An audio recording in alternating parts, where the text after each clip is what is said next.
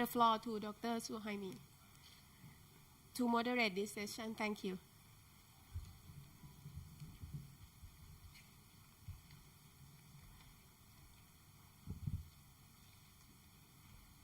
Thank you. Thank you, Ms. Chairperson. Bismillahirrahmanirrahim. Assalamualaikum warahmatullahi taala wabarakatuh, and very good morning to all. First of all, I would like to thank the organizing committee for inviting me to chair this session. I think one very important session that we have to deliberate and then discuss, which is on the nutritional and cosmetic. Yeah, and I'm very glad today also to have three speakers with us from three different continents. Yeah, but with the same passion in halal. Alhamdulillah. The first speaker is Mr. Hassan Awud. Yeah, if I may call upon Mr. Hassan to come on stage. And the second speaker is Professor Dr. Nazima Hamid. Also, may you can come on stage, Prof. Nazima. And also the third speaker, Professor Dr. Mian Nadim Rias. Please come on stage.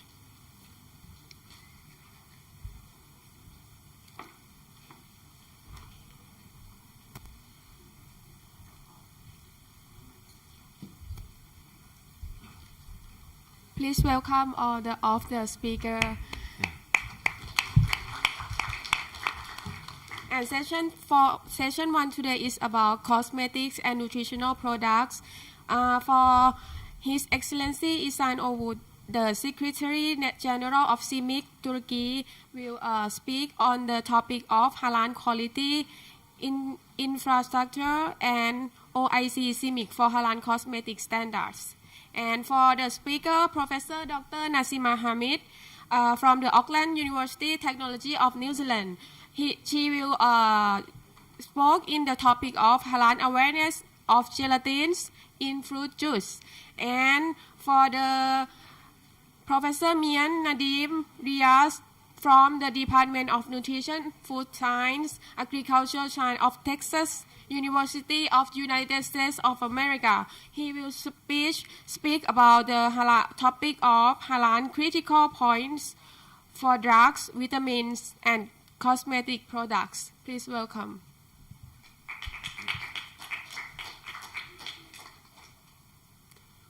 Okay, for the first paper, which will be presented by Mr. Ihsan Awud, yeah.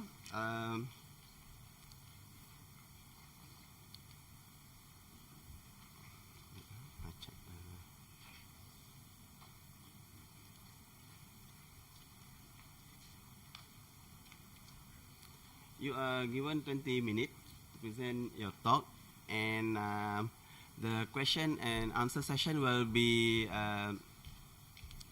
done after all the three speakers presented their paper, and we open for question. So without further ado, I would like to invite Mr. Ihsan to present your paper. Thank you.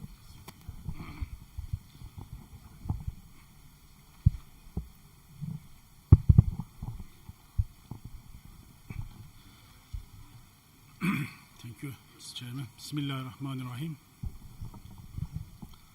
Honorable guests, brothers and sisters, Assalamu alaikum wa rahmatullahi wa barakatuh. First of all, sorry for my voice. I have a little sick, but alhamdulillah, I will continue, inshallah. It gives me a great pleasure to be here once again and deliver my presentation in the presence of the distinguished delegates, participants from all over the world. First of all, I would like to thank the organizers for this important, now we can say, annual event and giving us the opportunity to explain our roles in halal industry and also to learn more about new developments and innovations. We all attach great importance to the organization of such events for the promotion of halal and raise awareness among all sectors, actors, and I wish this event a great success, and I hope Thailand Halal Assembly will provide added value to the halal industry. In my presentation, I'd like to summarize today I will share with you. I will start with a brief introduction about SMIC, its structure and objectives. After defining the halal quality infrastructure, the SMIC rules in this system, I will give information about the standardization activities in the SMIC. Then I will explain the SMIC global standards on halal issues and Islamic rules in our standards. After giving detailed information, short information also, I will give the detailed information about halal cosmetic standard. I will conclude my presentation, inshallah. This standard is published this year. This new, the first time we are promoting these standards. The SMIC, a lot of you know, is an intergovernmental organization affiliated to OIC. It is the regional organization like Gulf standards and Arab standards, African standards. Established August 2010 and located in Turkey. And we are not certification bodies. We are the standardization. We are main activities related to standardization, metrology, and accreditation. This you can see here our members. We have 40 members now. 37 is full. The 3 observers. One of them is Thailand. The main objective of SMIC is, first of all, we are responsible for the prepared OIC standards, OIC SMIC standards on behalf of the OIC countries. Secondly, also the common platform for all member states relevant to body standards in related areas, and provide technical assistance to the members who does not have such bodies or standards bodies. Fourth, we can summarize as establish a conformity assessment scheme for the purpose of the exchange of materials, manufactured goods, products among member states, Muslim communities, beginning with the mutual recognition, is one of the most important objectives. This was summarized from our objectives. Totally, we have 8 objectives according to our statute. The last one is especially important for the certification bodies because certification bodies itself is not so. We couldn't explain everything. We should have a conformity assessment. It means you have to laboratories, you have to a lot of other actors. But maybe certification bodies is the key main pillar. But without the other part of the like inspection, etc., you need this one also. For us, we are using this terminology, halal quality infrastructure. It belongs to, as I mentioned in our objectives. In each country, you should have a standards body. Officially, I'm not talking about for the private sector or other company. Each country should have a standards body. Also for the OIC members, I'm saying. You should have accreditation bodies, laboratories, test laboratories, and metrology infrastructure. All of them are working based on standards. It means you should have standards and then other activities. If you don't have standards, what's the meaning of your accreditation activities? If you don't have standards, what will do in the laboratories? You should have to do references. Which references are you using in the laboratories? You should have standards, for example, certification. Which standards are you using? National standards, company standards, or private standards, or individual standards, international standards. This should be clear in each country, or for the trade we are talking. If you are doing yourself or your homework or home study or in a village, small village, maybe you don't need it. But especially for certification bodies, you are going to give the certificate to the products, but products are not staying in the factory. It's traveling all over the world. That reason, you should have a standard. That this standard should be known and accepted.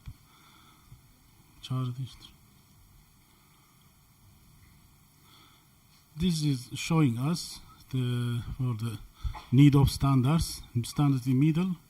Standards we should in the quality halal quality structure. We need for standards for starting from the customers till again to the customers and use as a end users. In each times we need the standards. What we are doing in the CIMIC, before the CIMIC, I want to explain this terminology.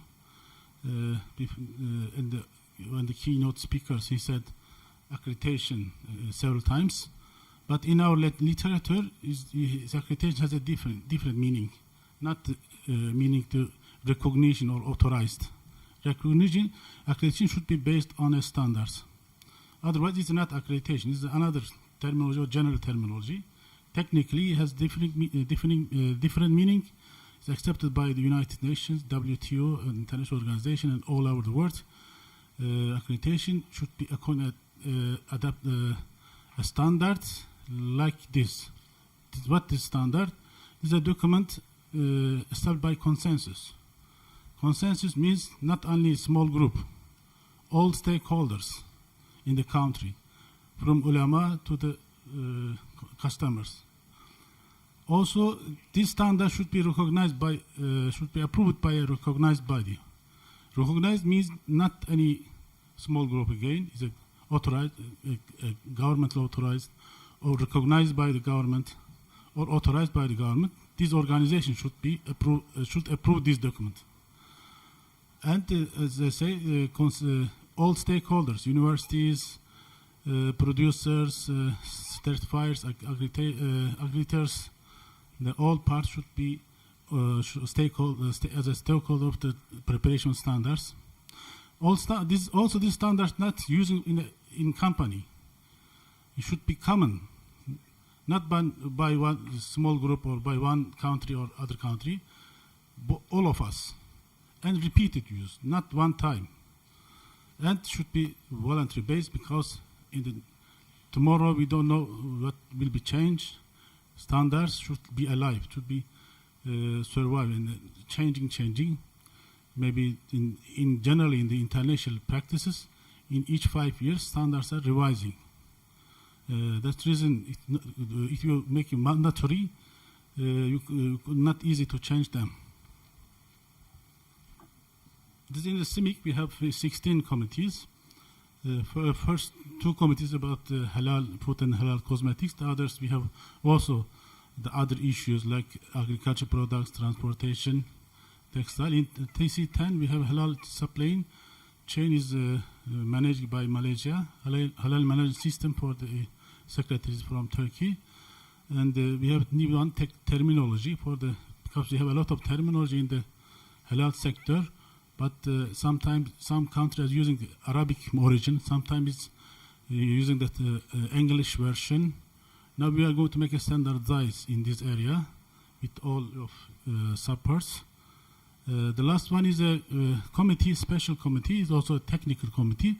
But this committee is producing the standards for certification, accreditation, inspection, and laboratory conformity assessment area. Is the most one of the most important. Now we have this year 36 new projects, means new standards we are working on. 6 or 7 of them is under near the last stage. Maybe inshallah, if there is no any issue, there is a consensus. We will announce this year, next year, inshallah. 6 of them is especially about the conformity assessment. In conference area, especially is for the personal certification, one of them important. 2 of them is related to the laboratory testing for the halal reasons. One is for the certification scheme, because for the certification area, a guide for certification scheme, not as a real only you are using a scheme for certification, but there should be a guide. Otherwise, you couldn't. During 3 years, I'm objecting seeing you are signing a lot of MOU, but practically, I couldn't see any products and going to another country without any control again. It means your scheme is different. Your method is different. Or another thing is different. That reason we will announce next year or after next year a guide for the certification scheme on halal issues. What is in, especially in our standards for Sharia? First of all, I want to say some words about the wording. This is the base of the standards, is Islamic rules. But sometimes using the Sharia rules, but some Islamic rules according to the country conditions. For some countries, they are not using Sharia words, but we are using together. Standards are not fiqh documents. You should be careful because there's the paper technical document, but including a lot of Islamic rules, but itself is not a fiqh books because reference is different. Standard for product to consumption and trade, a large added value besides. For our standards, we are working with Islam Fiqh Academy from the starting to 2007. For all our part of standards, our whole standards are controlling and reading by their institute fiqh departments, and then if there is something against the Sharia rules or Islam Fiqh Academy's councils, they informing us or sending something, we are changing. Also, they are sending an expert to the our meeting, technical meeting. Expert is following each items, but they are announcing the 7 rules for the Islamic perspective, especially for I want to summarize, for accreditation bodies, they shall be owned and directed by Muslim ANSI. There is a fatwa from them. Certification body should be owned and directed by Muslims. This is important. The others general rules, I will continue, he said, time is fleeting, but I didn't start in cosmetic yet. This is our published standards. So thanks. We have 6 standards till now. With first 3 standards was prepared by the OIC itself. There was a standardization group. Nearly 3 years they worked on these standards. More than 40 countries from the OIC and the organization, they met several times in Turkey and other countries. Finally, they adopted 3 standards, and then the 3 standards was sent to the OIC organ COMSEC in Istanbul. After 2 years discussion here, they accepted as a general guidelines, basic document for the halal issues. And after the CIMIC established in 2010, they removed from this group, the OIC itself, from OIC to CIMIC. Now they are under the revision, these 3 standards, because they were prepared in nearly 12 years ago. A lot of part of maybe need revision because there are some references has changed. This year we published a new one, is cosmetic general requirements. The others in natural halal. I continue. I don't want to go on the old standards. These 2, 3. In the 3 only, there's a way I mentioned, only OIC authorities can be part of accreditation. It means only Muslim countries can do it. Halal cosmetic, general requirement for halal cosmetic, is this year published after the nearly 5 years work, hard work. It defines the basic requirements based on the Islamic rules and laws which shall be fulfilled by halal cosmetic industry during every stage of cosmetic supply chain, including receiving, preparations, production, storage, packaging, labeling, controlling, handling, transportation, and distribution. To define the halal cosmetic is in this standard. Halal cosmetic is a term which is complies with the halal concept while also meets all the requirements of this standard explained in the relevant clauses. It is looked at the general requirements the standards. According to ISM, it is allowed to use all raw materials and ingredients in compliance with the existing national and international regulation as long as they meet other requirements of the standard. They provide some specific all kind of non-halal, najis and mutanajis substances are forbidden. Ethanol can be used externally, but it needs to be properly labeled while all alcoholic beverages are not allowed for any external use.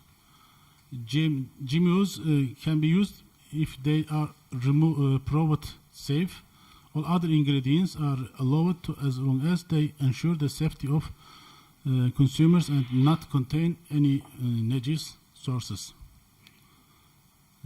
For safety, the evidences are in the test reports and or any other relevant documents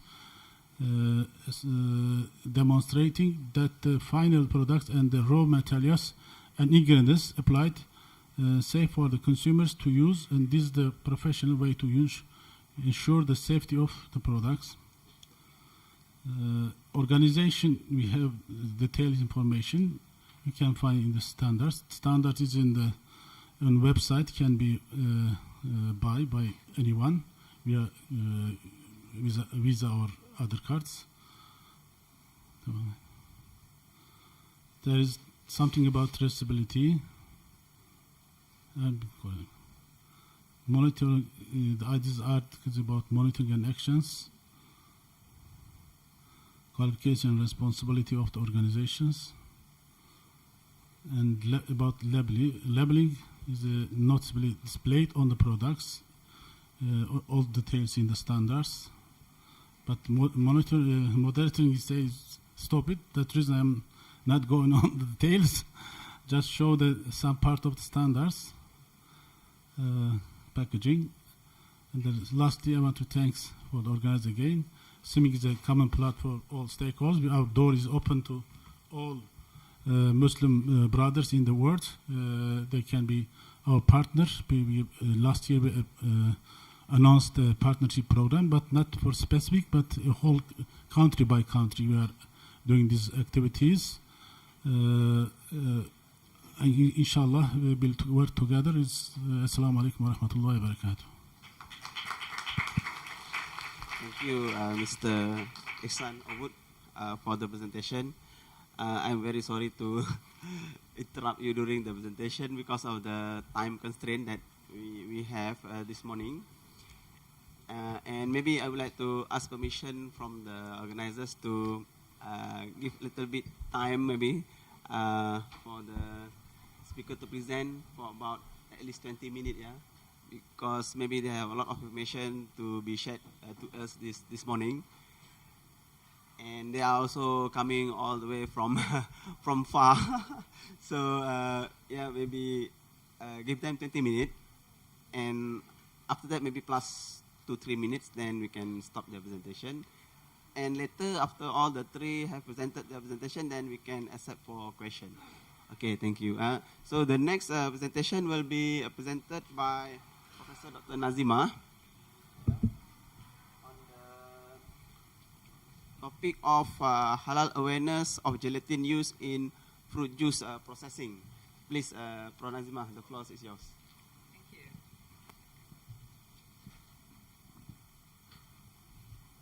Bismillahirrahmanirrahim.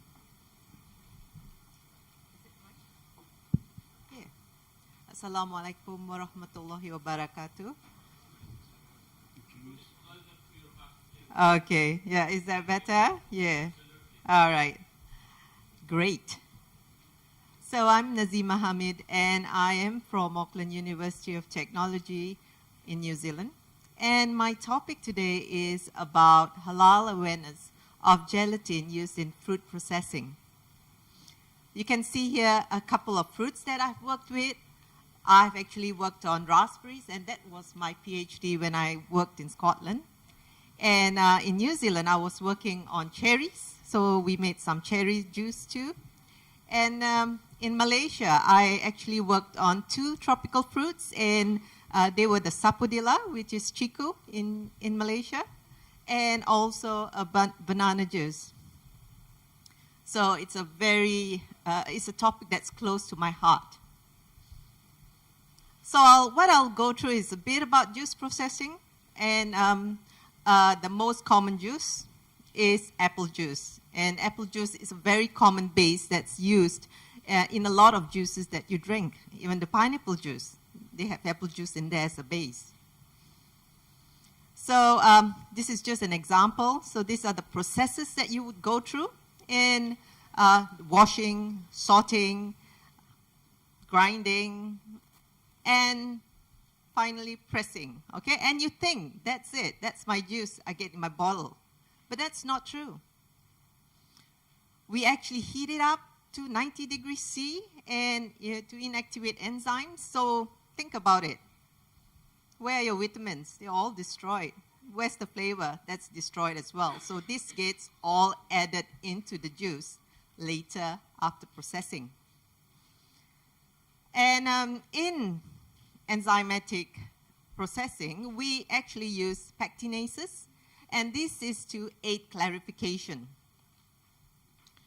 And right after that, we have the addition of bentonite, kissel salt, and not many of us are aware of this.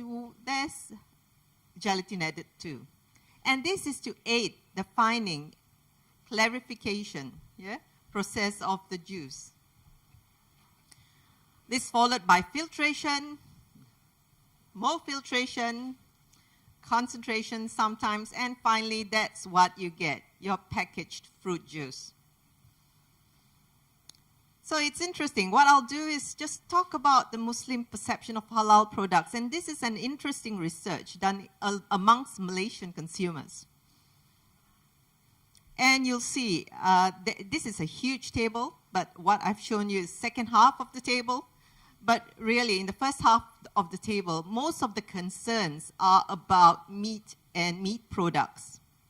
But of course, you can see perfume.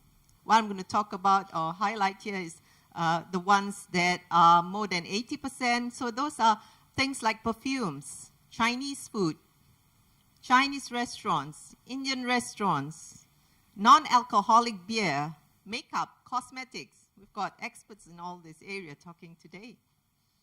And surprisingly, juice, only 34% of the population were thinking that it's of concern really, not like that 80% that I've mentioned up there. So really, when people think of fruit juice, they think it must be halal because it came from a fruit. And it's also interesting because they also look at reasons for concern. And the main concern that people have when they are consuming halal products is the presence of pork. Correct? Yes. So then there's the issue of slaughtering, and we all know that slaughter is not the main thing. It's also what the animals are fed as well. Of course, there's also impurities, hormones, alcohol, badly prepared foods, foreign materials, gelatin, and others. And you can see that what's it with juice? If you look at gelatin or pork, only 6% addressed it as a reason for concern. And yet, this is the main thing of concern, really. But interestingly, they were looking at the reasons of concern when consuming juice is the impurities that's present, like additives, but it's not this so much. So really, it is important to be aware of the presence of gelatin that might be in your fruit juices.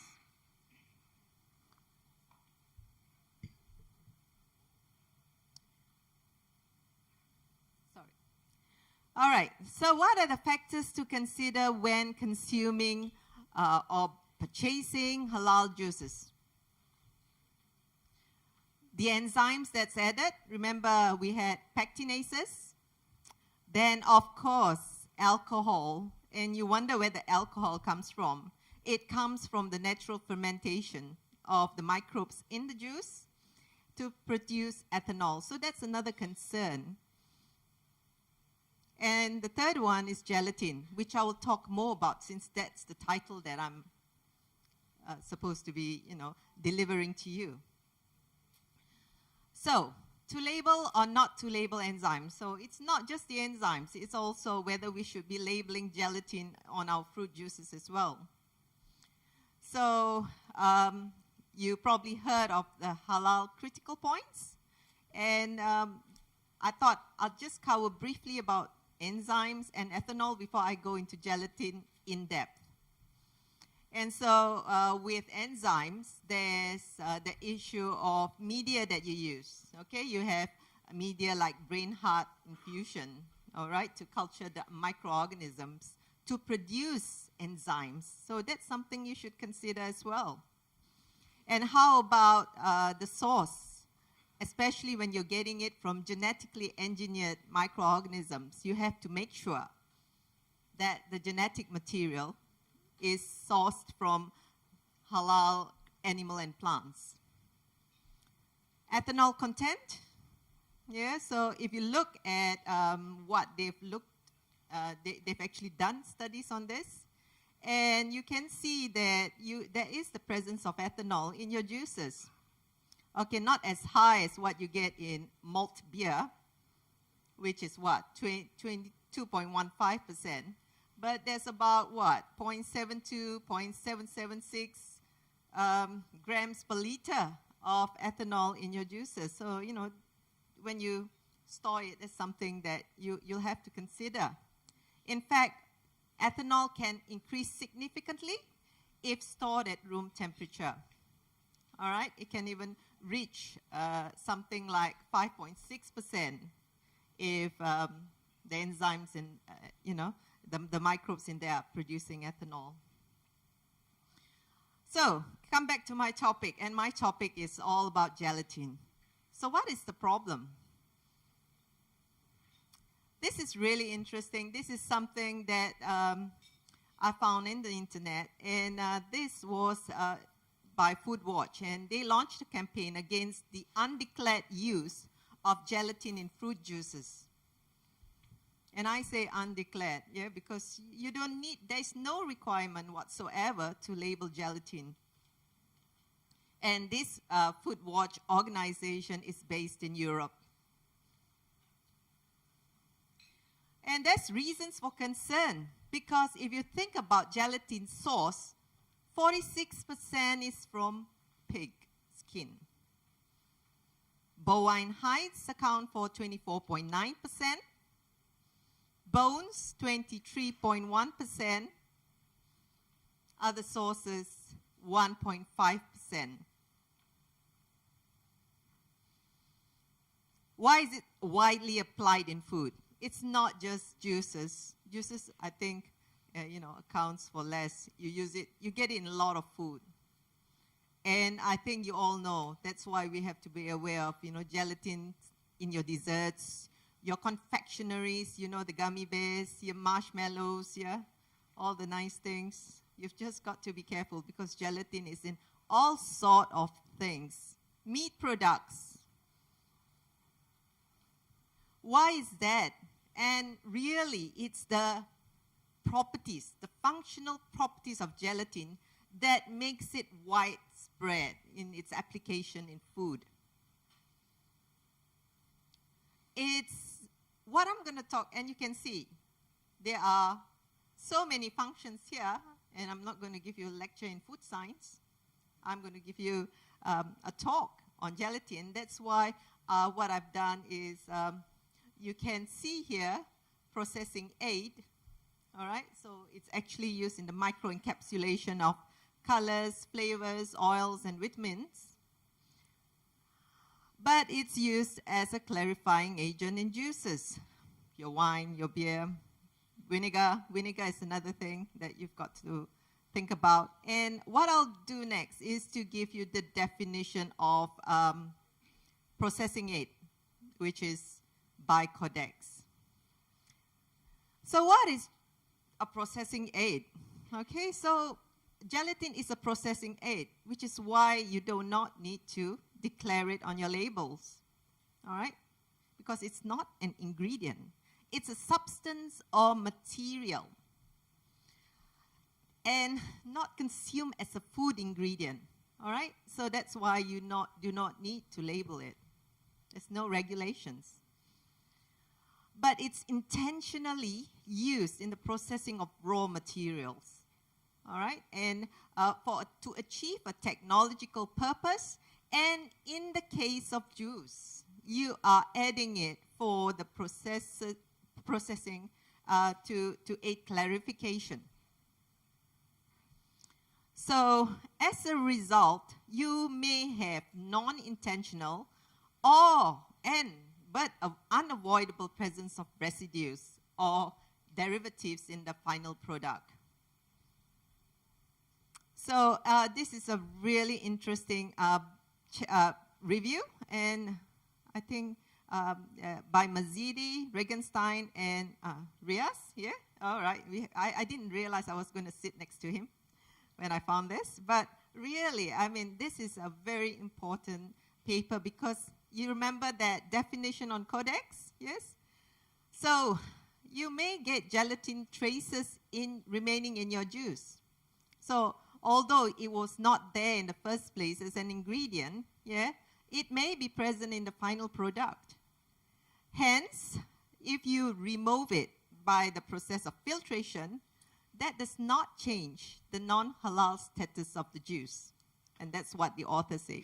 So thereby, the presence of gelatin in the juice has made it haram.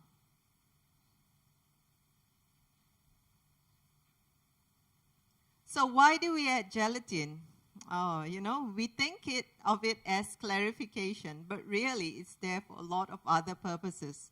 It's also there to improve flavor, color, in addition to clarification of juice. And so that's why it's so hard to get something to replace gelatin. In fact, 10 years ago, 90% of the juices in Europe used gelatin.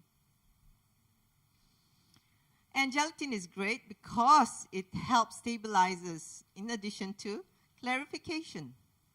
All right? So in the process of flocculation or sedimentation of the dissolved substances, usually these are your tannins, you get a more stabilized juice. Halal considerations. So it's very important. You can use gelatin, but it has to be sourced from halal animals. And so if you're using the skin, it has to be skin obtained from animals that are slaughtered according to Islamic rites. Bones from properly slaughtered animals. And of course, no pork, okay? So you got to really be careful with gelatin because most of the gelatin in the market is sourced from pork. Then there are groups of, you've probably heard of the term istihala. And really, gelatin is not chemically transformed during processing. So the proponents of, istihala could be, you've got to be careful because you can't really apply that because the changes when you process your bones to gelatin is just a physical change and really you're not chemically changing the structures much. by application of heat, you are actually aiding the process of denaturation, which really just disrupts your tertiary and your secondary protein structures. So the argument that istihala process occurred on pork after undergoing conversion process cannot be accepted. Pork gelatin apple juices, and really, so the people's fighting against the addition of gelatin in fruit juices are surprisingly the vegans and the vegetarians in Europe. And if you think about the vegetarians in Germany, they only account for what, 1% of the population?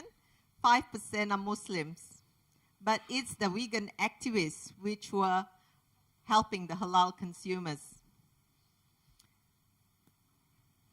So there's no regulation, like I've said, for the producers to declare juices, gelatin on their juices. But what EU has agreed is to impose a strict legal definition and labeling, not for halal, but for vegan and vegetarian. And this is so when you buy fruit juices in Europe, you might find, instead of halal, you might get vegan or vegetarian labels on it. And you can see even the vegan labels are increasing over time. So in October 2015, the EU moved drastically from the use of gelatin to the use of plant-derived gelatin because of the vegan activists, which is good news for the Muslims over there. And this is sourced from pea proteins. And you can see it's not bad, okay? Although you may see, oh yeah, gelatin looks clearer, but really, after filtration, it is just as good as the gelatin clarified juice. So plant protein is there. There are quite a few other gelatin sources from plants. So these are just examples of products that are available for clarification of juices. Other sources of gelatin, most people are aware that we can use fish gelatin, right? That's halal. But really, you got to be careful when you're using fish gelatin in your juices because it's got that fishy flavor. So you don't want fish-flavored orange juice. So plant protein is the way to go, really, with juices.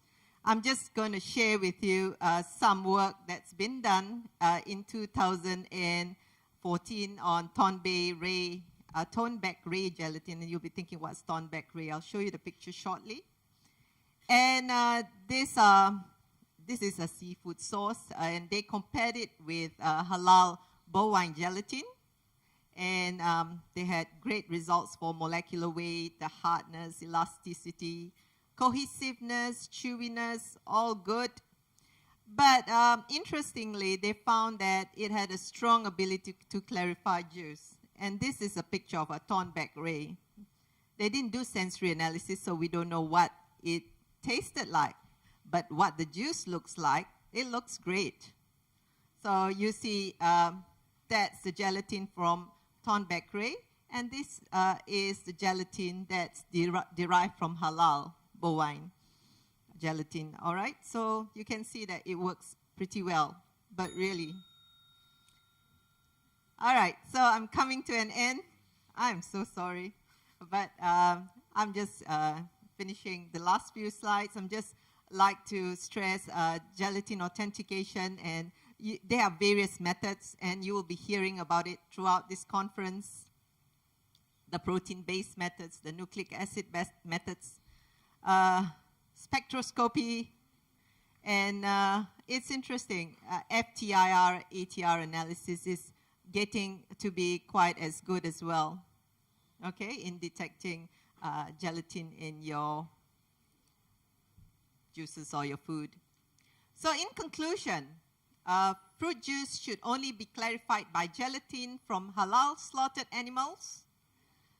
gelatin from fish and plant protein are good alternatives, but be careful with fish gelatin because you got that off flavor from fish bones as well.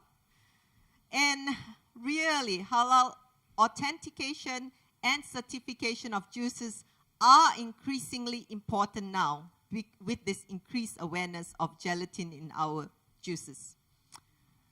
All right, so how do I make fruit juices at home? I use this, really. That's my best friend. Yeah.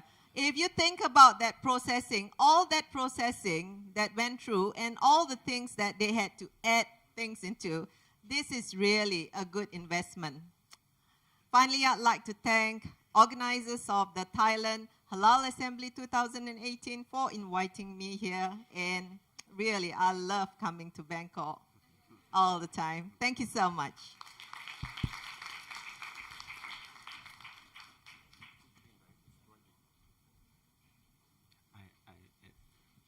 Thank you, Prof. Nazima, for a very interesting talk on the fruit juice, the additive, the processing aid used in the clarification process is supposed to be, when after listening to her talk, be a concern to us, yeah, in the future, and especially maybe to the CB's food processing, that you have to really take care of these issues properly, in order really to safeguard our Muslim, yeah, from contamination from non-halal sources and so on.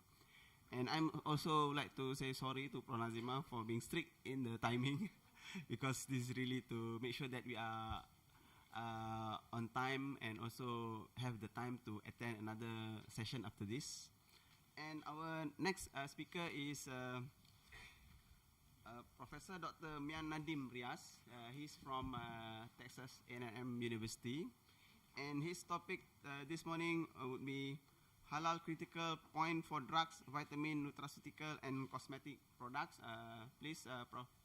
Mian, the floor is yours.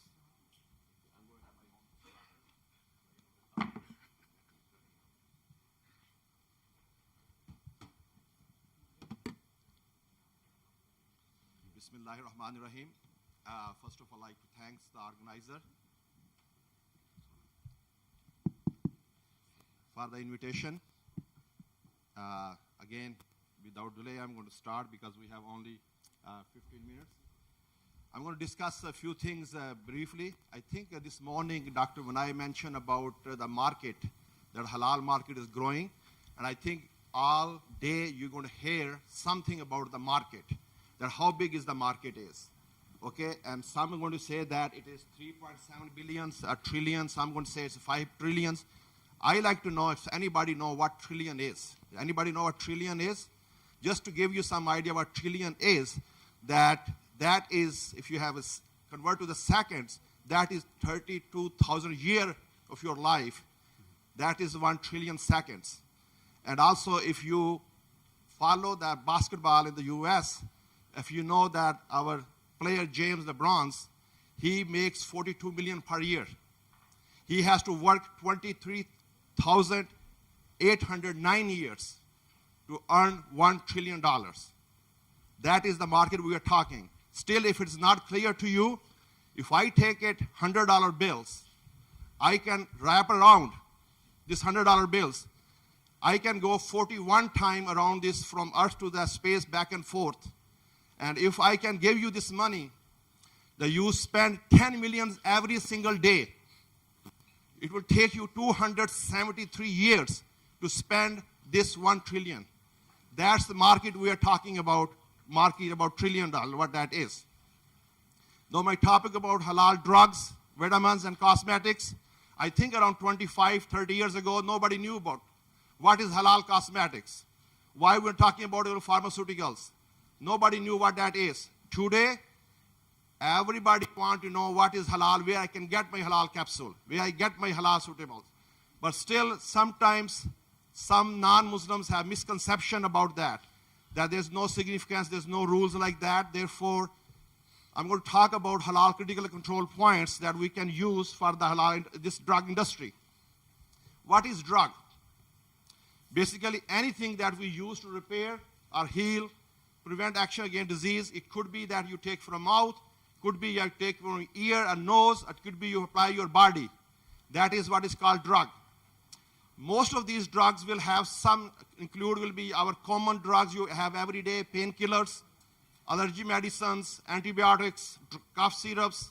You will find that vaccine, all that kind of stuff you find every single day. Also, we will talk about briefly nutraceuticals. What are the nutraceuticals? Actually, basically, these are the food we eat every single day, but it also provides you some health benefit. It gives you some extra benefit for that. And these nutraceuticals, people consume almost every day as part of life. You have a bread which is fortified with some nutraceuticals. You have a juice which is fortified with something else. You have a yogurt which is fortified with probiotics. All these things are called nutraceuticals. You will find it different names. You find it it's called a nutraceutical, functional foods, medicinal foods, nutritional foods, longevity foods, hypernutritional foods, where you take some active extract from something and put it back into the capsule with some health benefit. That's all considered nutraceuticals. And they all have some concern to us. Why people use it? Because people want to see it is, most of the nutraceuticals are basically for the stamina, for the energy. Some of you use for the weight control. Some avoid illnesses to make up for the lack of exercise. Therefore, these are health promoting things, food we eat every single day. Once again, 20 to 30 years ago, nobody knew there's halal nutraceuticals. Now you will find it articles and articles, a lot of big market about halal nutraceuticals, where you will have all the fruit, all the juices, extracts, putting up into the capsule, so you do not have to take the whole fruit, you don't have to take the whole drink juice, you don't have to take any of these things, you just take one of the capsule in the morning, and you get your full nutrition. What are the challenges for the halal nutraceuticals, halal drugs, halal vaccine? Majority of these medicines will have something come from the haram sources. And of course, some of the processing condition, our previous speaker mentioned, during processing you use it, gelatin, which is not a part of the ingredients, but processing aid we use every day. Cross-contamination of non-halal ingredients. And some of the processing aid, we use them. Give you a few examples. Everybody know the cough medicines. You take that one, you will find it, there is gelatin. You take a Centrum, one of the best, you find a gelatin. You take some other flaxseed omega-3, you will find a gelatin. You find a children's capsule, you find a gelatin. You find other omega-3, you find a gelatins. You kind of even fish oil, you have a gelatin capsule. Therefore, these are the things that we are concerned about it. And why do we want halal? Because it is forbidden for us not to use non-halal. That's why we want to eat halal food. And that's why we are here talking about what that is. Islam is the world's second largest religion. And predominantly faith is also in Middle East, North America, and also we are spreading all over the world. And it is economies and the region expand, we need more halal certified medicines, more halal certified nutraceuticals, more halal certified different things. Well, basically, if you can see there, the market, the pharmaceuticals, that is roughly around 23%. And you can see the nutraceuticals around 6% as well. That is basically the halal market we show you earlier. That's a big market. Therefore, why halal drugs and vitamins? Because we're spending 2 to 3 trillions per annum for the halal market. We want to also get a halal pharmaceuticals, herbal medicine, all these things as a halal source to us. We do not want anything which is not halal. And if you can see the market, it is actually growing. If you can see from here, 2006, 2013, 2020, the drugs and vitamins are growing every single day. Therefore, doesn't matter where do you live, how bad conditions are of any country, medicine is necessity. It has to be, if everybody wants, it's demand. We can't live without that. Even you are poor, you have to take a medicine. You can't take your food, but you have to take the medicine. Because that's what it is, because we have to have medicine for health reason, other reason for that. Basically, the drugs and medicines are only halal if all our ingredients are halal, aids are halal, packaging is halal, supply chain is according to Islamic law, and processing facilities are basically fulfilling halal requirement. Therefore, what are the sources of the ingredients we eat every day? The capsules, the hormones, the vaccines. What is in these gelatin capsules? What are the sources of the drugs and the vaccine and also all the hormones we consume every day? That mostly comes from the non-halal animals, non-halal sources that we use every single day, and that's what the major source is. In a complex world, You do not know where your ingredients are coming from. That's why we need a halal control point. It may be processed in China and add some value in India, have gone to Germany to add some more value, then it came back to here in Thailand. You do not know the source because it is very, very complex system here that we do not know how many hands any of the ingredient changes. If we want to make sure that supplies, we all know that from the pigs, we have seen this picture several times, there are 185 ingredients that we use in the food industry. And we don't know, surprise that, I'm sure you also seen these pictures too, that it is a big source of the ingredients that we use in pharmaceutical industry as well. Therefore, the common concern we have is that, number one, gelatin. It's not only on the juices, but also in the medicines, also in the drugs, also nutraceuticals. And then there's a lot of other ingredients. The list goes on there. You can see there that's all needed to be halal. Gelatin is one of the most important ingredients because used as a binders, used as a thickeners, used as a glazing agents, encapsulations for efficient delivery, for making the capsule. We use the gelatin all the times. And basically, we make a hard capsule from gelatin. We make a soft capsule from gelatin. You make tablets. You think the tablet doesn't have a gelatin? Tablet also have a coating from the gelatin. Also from the blood plasma. All that need to be, make sure the halal, available halal gelatins. Also, we have collagen peptides. You can see also we can, a lot of skin promotion ingredients. We use that also for halal. What's the source? So you mentioned that it comes from the bones. Where you collect the bones. From sometimes in the Muslim country, I have seen my eyes. They have dead animals. The people go there and collect that bones from there. All their job is collecting the bones. I have seen the dead animals, carcasses going through the trucks for the gelatin formations. And you will get that all the times. And of course, the source of the gelatin is, concern we have is the pork gelatin, pig bones. And in order to get halal, you have to follow halal control points. And in gelatin, basically, it is almost every single, your source is halal control point, your degreasings, also all the list goes on. Every single process is a halal control point for that one. You see the halal gelatin market, there's only 10% in the world we find halal gelatin. Rest of them all basically is non-halal are coming from different sources. And I believe my time is not working there. I don't know how much time, but it's, see it. We also have some of the other ingredients we use, especially the enzymes, hormones, amino acids. What are their sources? Also, once again, we have a control point, halal control point for that, getting the enzyme. We want to make sure it's a halal slaughter animals. First of all, it's a halal animal, then halal slaughter animals. Then, of course, you purify that enzyme. Then want to make sure that every single step we talk about here is also halal certified. Pigs play a very important role in pharmaceutical industry. And if you go to their website, Sustainable Swine Resources, they believe that nature giving the one of the best gift to this world is pig because it's give you so many advantages. That's their beliefs are. If you go to your website, you will find it. There are hundreds of products, heart, kidney, liver, lungs, ovary, pancreas, spleen, all that's being used, making some of that pharmaceutical products that we consume every single day.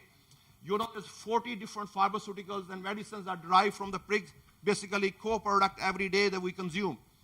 All these things that use here is, you can see their website, blood, eyeballs, all these ingredients, we use it. Also the bandages, everything comes from the pigs. Therefore, also there's a conference. I was surprised that just to do that international conference on the swine in biomedical, they're trying to promote that pig is the one of the best source for the biomedical the nature has given the gift to this world. Therefore, you can go and read all these things. And of course, we know the halal, the nutraceuticals, the pharmaceutical industry market is growing very rapidly. I'm going it quickly because I don't have enough time. We're going to talk very briefly about also cosmetics. That's also part of my that. We all know the cosmetic industry is growing very well in the Middle East as well as all Muslim countries. And we do not want any ingredients come from the pigs that can go to our sisters, the mothers, our wives' makeup. If they use every single day, we do not want any of these things comes to their makeup. Therefore, there's a lot of different ingredients. There's lists there that we need to be concerned. Therefore, I'm going to go there quickly. We have oleic acid, different sources of that we need to be concerned. We have also allantoin that basically come from most of the urine of animals, sometimes also from the plant source. We want to make sure that is halal. We have collagens. We want to make sure that comes from the halal. We have also, it's coming from different bones and muscles and all that. We have keratins that's used in the cosmetics also. That's usually hydrolyzed from that, used in that cosmetic industry. And then, of course, we have, this is again different cosmetics I'm showing here to see that how many products we contain have animal product. And that's usually sources comes from the cows, all their hoofs, skins, bones, teeth, everything you use it, that comes from there. Palmitic acid could come from the animal source. We have gelatin, we talk about it, that's the big source of that. In cosmetics, you will find everywhere. Stearic acid can come from the animal source as well. We have sterile alcohol comes from there, as glycerine, glyceride also. Snail slime also we use it from sometimes from that in cosmetics. Turtle oil being used in that cosmetic as well, we don't know that. Placenta, that come also from that drive from the fetus of the animals that are used in the different cosmetics. Therefore, in order to get the halal cosmetics, we want to make sure we have control points. What are the control points? Number one is free from ethanols, free from non-halal animals, free from the animal and human derivatives, and therefore has to be also come from the botanical uses, all the other ingredients. Free from the animal flesh, fat, gelatin, free from alcohol, separation of the halal ingredients when processing, no cross-contaminations. Packaging must not contain non-halal ingredients. If you want to learn more in details, we just published this new book that came in October 2018. You can Google it or you can find it from CRC Press called Halal Food Production. It's the second edition of the first book that we have published, Halal Food Production. And in this class, we have talked about the whole chapter on cosmetics, the whole chapter on nutraceuticals. The whole chapter is also on all other ingredients that you can look into in details if you are interested with that.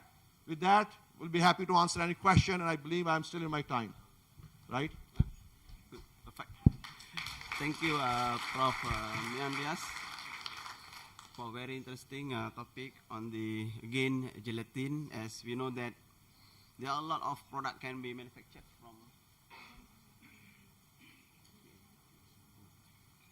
Yeah, I was told by the organizer that we are not having a question and answer session for this topic, and I continue with my comment to not my comment, my comment on the Prof. and Miandias presentation is now that we have a lot of product can be manufactured from porcine, from pig, and I think this is our job responsibility to find maybe the alternative source for this haram ingredient, and maybe if not become if not a fardu ain, maybe it's a fardu kifayah for us to find the solution, alternative ingredient for this haram material. And if you don't do that, maybe all of us will be guilty of maybe just ignoring the prospect or the chances of this haram material coming into our Muslim product.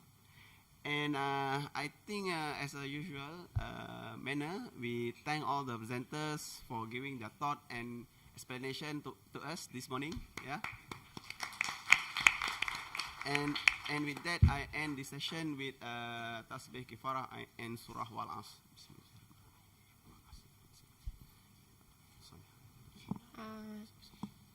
Thank you very much. Thank you, the session chair of this session, Professor Dr. Juhaimi Mustafa. And now, may I invite Assistant Professor Dr. Vanida Noppornpan, Deputy Director of Halal Science Center, to give the token of appreciation to all of the speakers. Please come from the front of the stage. Please welcome. ลงข้างล่างค่ะ The front. ค่ะทีละคนทีละ Share. May I invite chairperson for today, and please, Dr. Vanida, give token of appreciation to our chairman.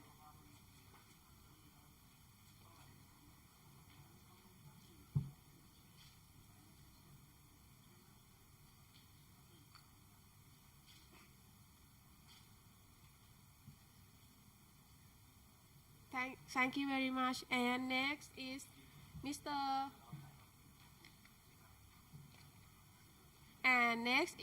His Excellency Mr. Ihsan Obud from he is the Secretary of CIMIC.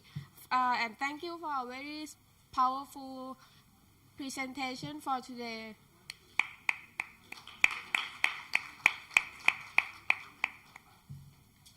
And please still remain on the stage for the group photo session. And next, I would like to Dr. Faridah give a token of appreciation to Professor Dr. Nasima from Auckland University for a very powerful presentation.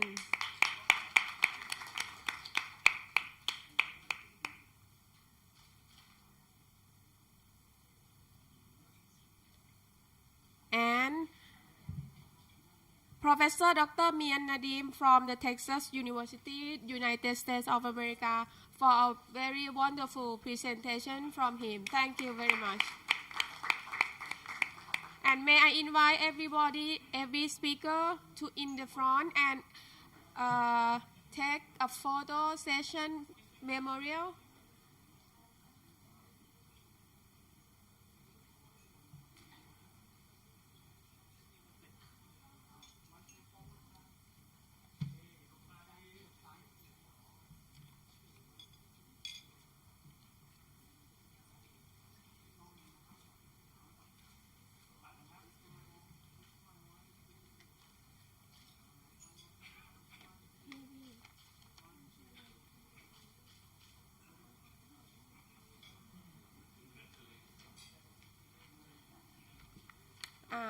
Thank you very much, all of the speakers, for a very wonderful presentation for today. Ladies and gentlemen, with this, we have come to the end of session 1. On behalf of organizer, we express our sincere thanks to all your participation. And I hope today the conference will giving you a knowledge, insight, and the information which can be used in the practical manner. And next, we begin with the session 2.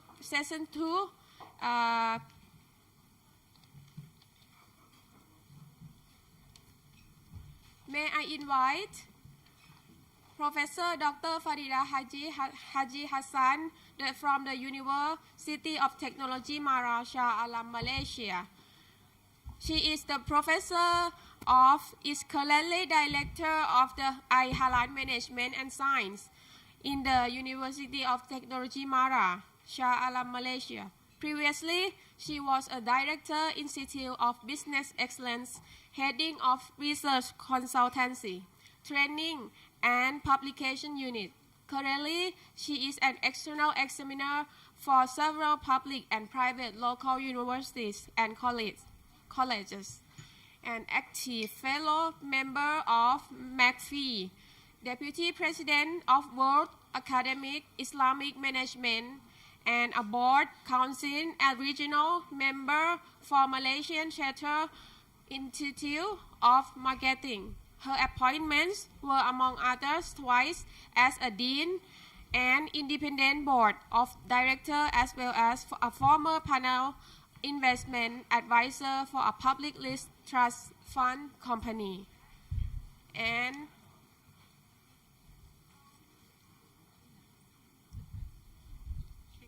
now,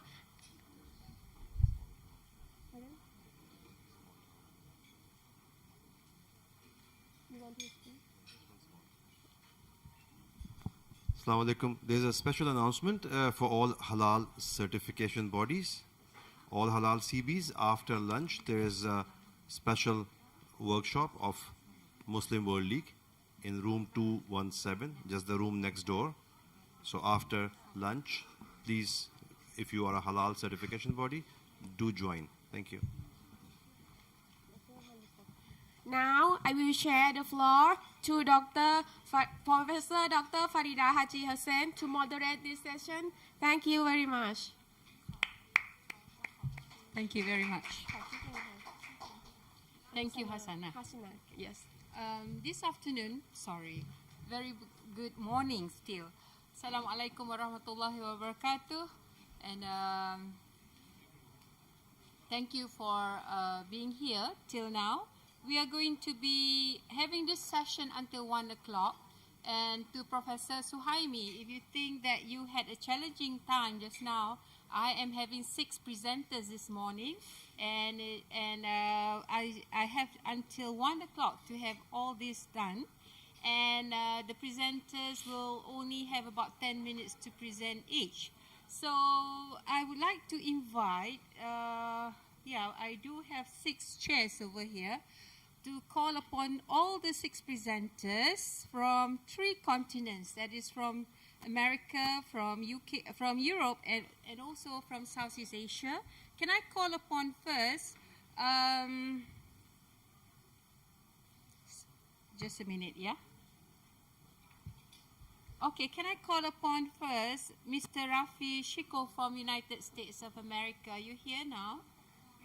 All right, can we invite next Associate Prof, Dr. Pakorn? Is he here now? Not yet. Okay, so first come, first serve. Next, we have Dato Sri Abdul Khani, right, sorry. Khani, sorry. And next to him should be Mr. Farhan Tufail from Switzerland.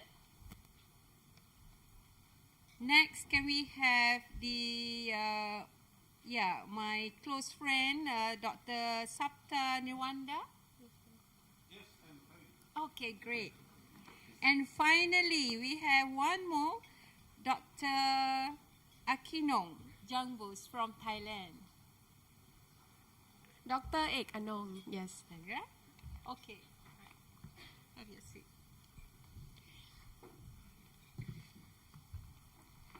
All right, to the 6 presenters, 2 more coming. Oh, we have, one more coming. Do we have enough? One more, right. I'm giving all of you 10 minutes each to do your presentation, and I will stop you around like on the 7th minute. And I do hope you go straight to the conclusion within that last 3 minutes. I will give you a tinkle on this glass of mine, and will announce for you to stop by the 10th minute. However, okay, my mode of chairing would be slightly different from Professor Suhaimi. That is, I would allow some Q&A to your session immediately, because if we were to wait till the end, people may forget who says what. So depending on how long you are going to present, you will be allowing probably more than one question if it is so popular. So with that, I would like to call upon my first presenter, all right, which is Mr. Rafi Shikoh from Dinarstandard, USA. Allow me to just give a little bit of his background. He's currently the CEO and Managing Director at Dinarstandard.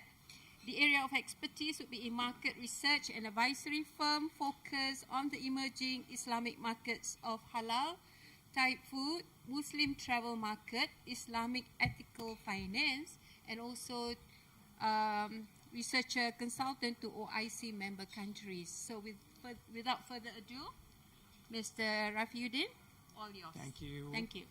Bismillah ar-Rahman ar-Rahim. Assalamu alaikum wa rahmatullahi wa barakatuh. Dear brothers and sisters, the topic I have been given today is the need of a halal economy incubator, building the next generation of halal economy success stories. So why are we, or my presentation is focusing on the need for the next generation of halal economy incubators? It would be amiss if I first of all don't start by thanking the organizers of the Thailand Halal Assembly, but also more importantly, the great people of Thailand. I have been incredibly, as an advisor in the halal economy, incredibly impressed with the Muslim community, the unity of the Muslim community in Thailand.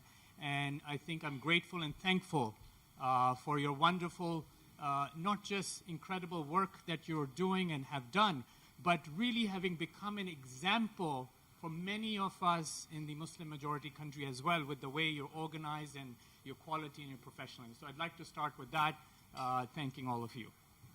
Bismillah. So in terms of the need for halal economy incubator, some of you may have come across our work in terms of the Islamic economy sizing. People talk about the trillions of Dr. Miarias mentioned the numbers, and we've heard the numbers. we are partly the culprit of coming up with those trillions of dollars of numbers. But specifically, if you look at this year's report, we started looking at something deeper. One is how much of the investment is going into the Islamic economy. So when we looked at 2015 to 2018, $745 million worth of private equity and venture capital investment happened in Islamic economy. When you look at trade, about $271 billion out of the trillions we talk about, actual quantifiable imports happen, and $210 billion of exports happen in halal products worldwide. Now, in terms of future enablers, what's coming? In terms of the future of the next generation of halal economy, certainly we need to be looking at the investment aspect of growing the halal economy space. Today, how many of us here are halal certifiers or CBs? If I can see or are involved in halal compliance, in the raise of hands. Okay, not half, but how many are halal product manufacturers, producers, or marketers here? So, interestingly, none. That's not a surprise to me, because we talk about the trillions of dollars, ladies and gentlemen. The fact is, the halal compliance business that a lot of us are in is merely, we have sized it to be less than $200 million out of the trillions of dollars we talk about. The halal compliance business. The 99% of that money is the manufacturers and the brands. And so where are the manufacturers and the brands in these halal conferences? So that's an opportunity we really have to think about. And then the second big aspect that I'm going to talk about in terms of need of halal incubators is we heard the esteemed doctor earlier talk about the Europeans really being the driver of supporting Muslims in terms of juices and ingredients earlier that was mentioned. So where is the role of halal in terms of the 2030 SDG goals? And that's an area of opportunity for halal to go next. Quickly, if you look at the, and I won't go into the detail, you can go to our website and look at the halal economy incubation, halal economy startup space, and we have the numbers on how much money, very little, is going into investments in the halal economy space. About 1% of the OIC's digital economy contribution was invested by OIC-based investors, compared to the global investment of about $216 billion in technology investment startups. We have a catalog of startups that are starting to get investments. A lot of you may have heard modest fashion startups, halal food companies, private equity level to startup or apps are starting to get some funding. However, unfortunately, and we also just did a recent report on Islamic fintech. It's a growing space, and a lot of new entrepreneurship is happening in that space. Around 93 Islamic fintech startups globally we have sized, and yet there's a big gap on areas of opportunity for even Islamic fintech to happen. The unfortunate fact is we have cataloged about 450 startups in the halal economy space, from food, finance, fashion, tourism, etc. Most of them are failing or have failed. So there is a problem of our startups not being able to really break through. Again, where are our brands from the halal economy? What we have launched recently is a halal economy incubator, and I'd like to talk to you about the focus of it. When we look at the $2 trillion Islamic ethical economies, which, as we all believe, has a universal social impact premise, right? We all say halal for everyone. Dr. Vinay talked about it. We all believe that. We know we're striving towards it. However, the reality is we're nowhere near practically working on it. And the great opportunity for us to address that is really look at the SDG goals. So the United Nations has already identified it's a $2.5 trillion investment gap in addressing the opportunity within SDGs, which creates new market opportunities in food, healthcare, well-being of population in cities. Within the Muslim world, if you look at it, we all where are we talking about SDGs? Because, ladies and gentlemen, brothers and sisters, the biggest social problems in the world are in fact in the Muslim world. If you look at, and they're related to food and halal products. If you look at obesity, Muslim countries are more obese, 48% higher than the global average. Look at youth unemployment, 77% higher than the global average. Affordable housing, 23% higher than the global average. And so we have mapped the SDG goals to halal products, halal lifestyle, and Islamic finance. Tobacco use. The world average is how many people use tobacco age 15 years and older? The world average is 20. OIC overall is 20. However, if you look at Indonesia, 39, etc. So big problems. Let me just come to the conclusion. The conclusion is there is a need, and the area to address the next generation of success stories for halal is linking to the SDG goals. And with that, I'd like to introduce to you our humble small initiative based out of Dubai, but it's going to address startups from all over the world called Good Force Labs, Building Startups for Global Impact. This is a unique venture building platform. It's a small initiative that's going to focus on a few startups who we think can go global, have a social impact with the Islamic and halal ethos. We're going to be selecting them based on select SDG impact teams. We're going to be providing them hands-on marketing services, design services, operation, technology, power network. And I'd also like to mention to those aspiring entrepreneurs, we've also recently launched a Angel Network. This is a funding platform. You can go online called Falcon Angel Network. The applications are open due beginning of January for those aspiring startups. So this is the services we're going to be providing to our startups in this Good Force Labs. This is the founding team. It's being supported by the Dubai Airport Free Zone, my firm, Dinarstandard, and DIDC. And we're working ourselves to build something around this. Example of our member companies that we're already working on. To just give you an idea, iWealth is addressing financial literacy. Impact Intel is going to do social impact. Waqf 2.0 is a online platform for Awqaf worldwide, modest fashion brand. This is an app that's going to be addressing family values, how to strengthen family life. This is the areas of our focus is food and agriculture, education, finance, lifestyle, and we'll be addressing key social gaps in the, from the OIC countries, halal and healthy food. You know, we all believe in halal and tayyib, but really taking tayyib in a practical sense in the engagement producing. Where are our healthy organic brands? I mean, we know a few, but those are exceptions. And so forth in education, finance, in terms of addressing SME financing, endowments, microfinance, financial inclusion, and within lifestyle as well. So with that, I'll conclude. That's Good Force Labs, and I hope I gave you a perspective on the impact and the need for us to go into this next generation. Thank you. Thank you, Mr. Rafi. That was really very timely. You had really made the time.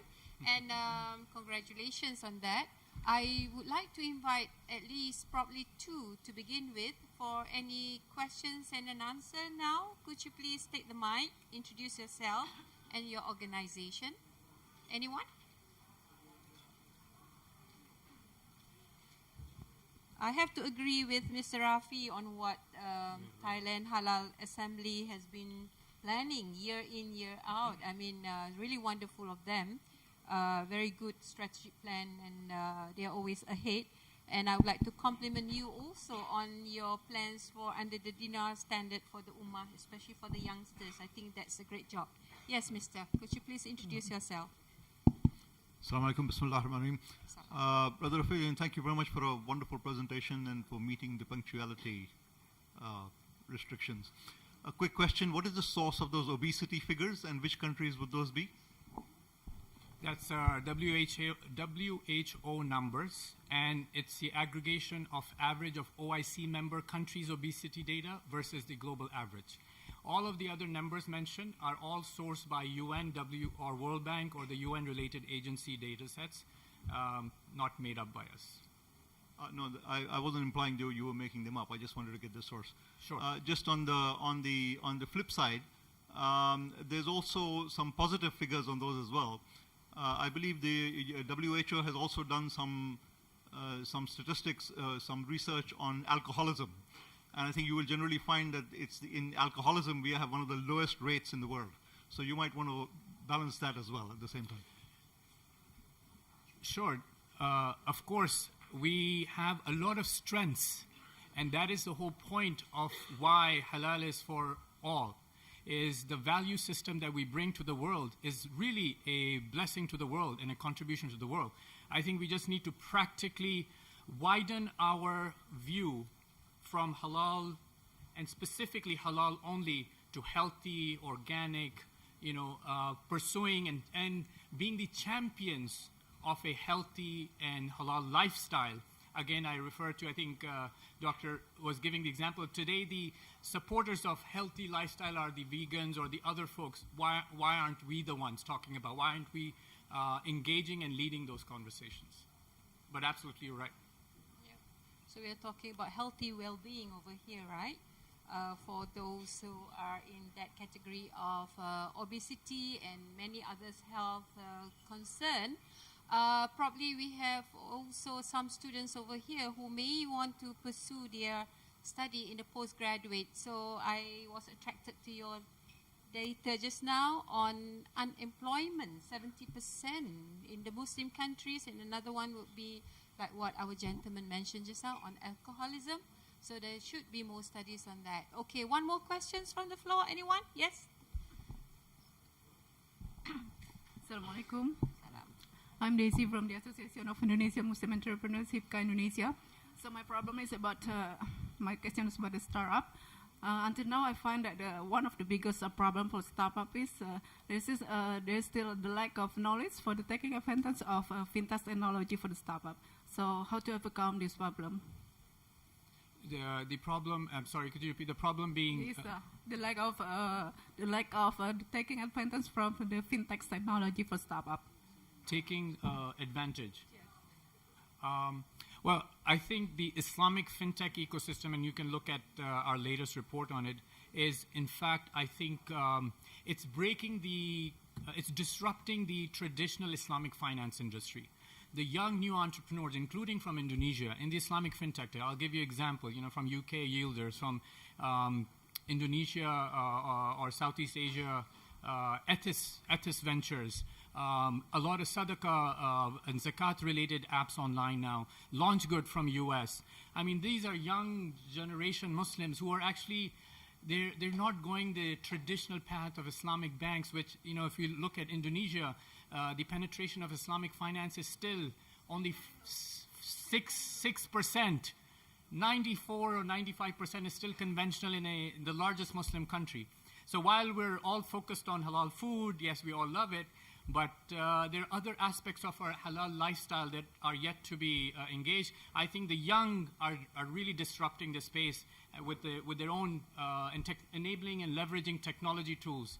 So I think Islamic fintech, there's a lot of good happening. There are some gaps, but that's probably one of the exciting areas. Yeah. Thank you, Daisy. I think you brought in 2 points over there. One on fintech, which Dr. Winai mentioned on IA just now, artificial intelligence, sorry. And the other one is on philanthropy. So probably Indonesia can pick that up from the zakat, like what our Mr. Rafi has mentioned. So thank you very much for the first presenter. Can we move on to the second one, which is supposed to be Dr. Pakorn, but I need the Secretariat to confirm what time Dr. Pakorn will be joining us. But I have to move on to invite our third speaker, which is Yang Bahagia Dato Sri Abdul Khani Daud, my homeland mate. He's the Director General of Islamic Tourism Center Malaysia. And and he'll be presenting on the, let me see, Malaysian Muslim Friendly Tourism Strategy. All yours, Dato. Thank you. Thank you, Professor. Assalamualaikum warahmatullahi wabarakatuh, and very good morning. Firstly, I'd like to further introduce my profile. I was Deputy Director General Promotion for Tourism Malaysia for 34 years before being appointed to this position last couple of weeks. So my presentation will be more towards how Malaysia, could share with the world, especially in terms of halal-friendly tourism strategy to attract Muslim tourists. I think these Muslim tourists we can also expand to non-Muslim tourists. That's what we have experienced in Malaysia. Distinguished guests, members of the media, ladies and gentlemen, thank you for having me at this Halal Convention 2018 in Thailand. I'm honored to witness such a great interest and support accorded towards halal or Islamic tourism in this country. This is a clear indication of the promising enthusiasm amongst the Islamic tourism stakeholders. I am extremely pleased to see that the industry here has started to view halal not only confined to halal trade, but also very much needed for tourism and hospitality services. I'm here to talk about Malaysian Muslim-friendly tourism strategy to attract Muslim tourists based on Malaysia experience. Muslim travelers want to experience the same as the normal travelers. However, there are two basic needs that Muslim travelers seek when traveling. These are halal food and prayer facilities. For Malaysia, we are blessed to be a Muslim majority country, and therefore we can easily provide these two services for Muslim travelers. The Department of Islamic Development Malaysia, JAKIM, is the only halal certification body in the world that is managed by the government, and therefore halal integrity is assured by Muslims. The government of Malaysia has also encouraged developers to install prayer rooms for Muslims in all public buildings facilities. As mentioned earlier, halal food is easily accessible in Malaysia. There are many halal restaurants and establishments that are either certified halal by JAKIM or assured by the restaurant owners. Malaysia offers a variety of halal cuisine from local food such as nasi lemak, roti canai, satay, kway teow, to fast food such as McDonald's, Burger King, KFC's, Wendy's, Pizza Hut, to coffee culture, cafes such as Starbucks, Dunkin' Donut, Coffee Bean, even the fine dining such as Vista, Brasseries, Atmosphere 360s in KL Tower, and also ENA in KL. Some strategies by the government of Malaysia through the Ministry of Tourism, Arts and Culture is to encourage hotel owners to provide special promotion of iftar and sahur, which are a pre-dawn meal for Muslim guests during month of Ramadan. In addition, the government also support the promotion of halal food by individuals or companies which travel site through social media, blogs, vlogs, as well as mass media.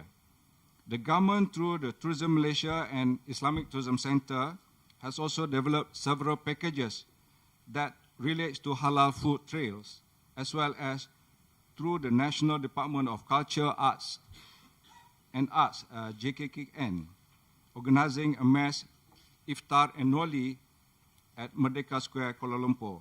If you have the time, please visit next year events and experience dining on the roads of Kuala Lumpur with the background of Sultan Abdul Samad building. As mentioned earlier, the other fundamental for Muslim travelers is prayer facilities. Prayer facilities is easily available in Malaysia.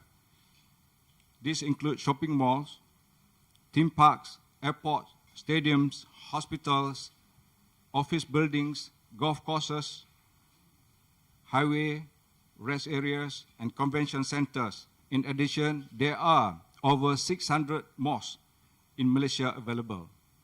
Islamic Tourism Center has identified 80 mosques to be tourist-friendly. This means that tourists, especially non-Muslim tourists, can visit the mosque with guided tours. Malaysia government and also private sector has also initiated some strategy to ease Muslims for their daily prayers, such as preparing mobile musalla, prayer times in newspaper, prayer prayer room signage, Qibla direction, and also prayer mats in hotels.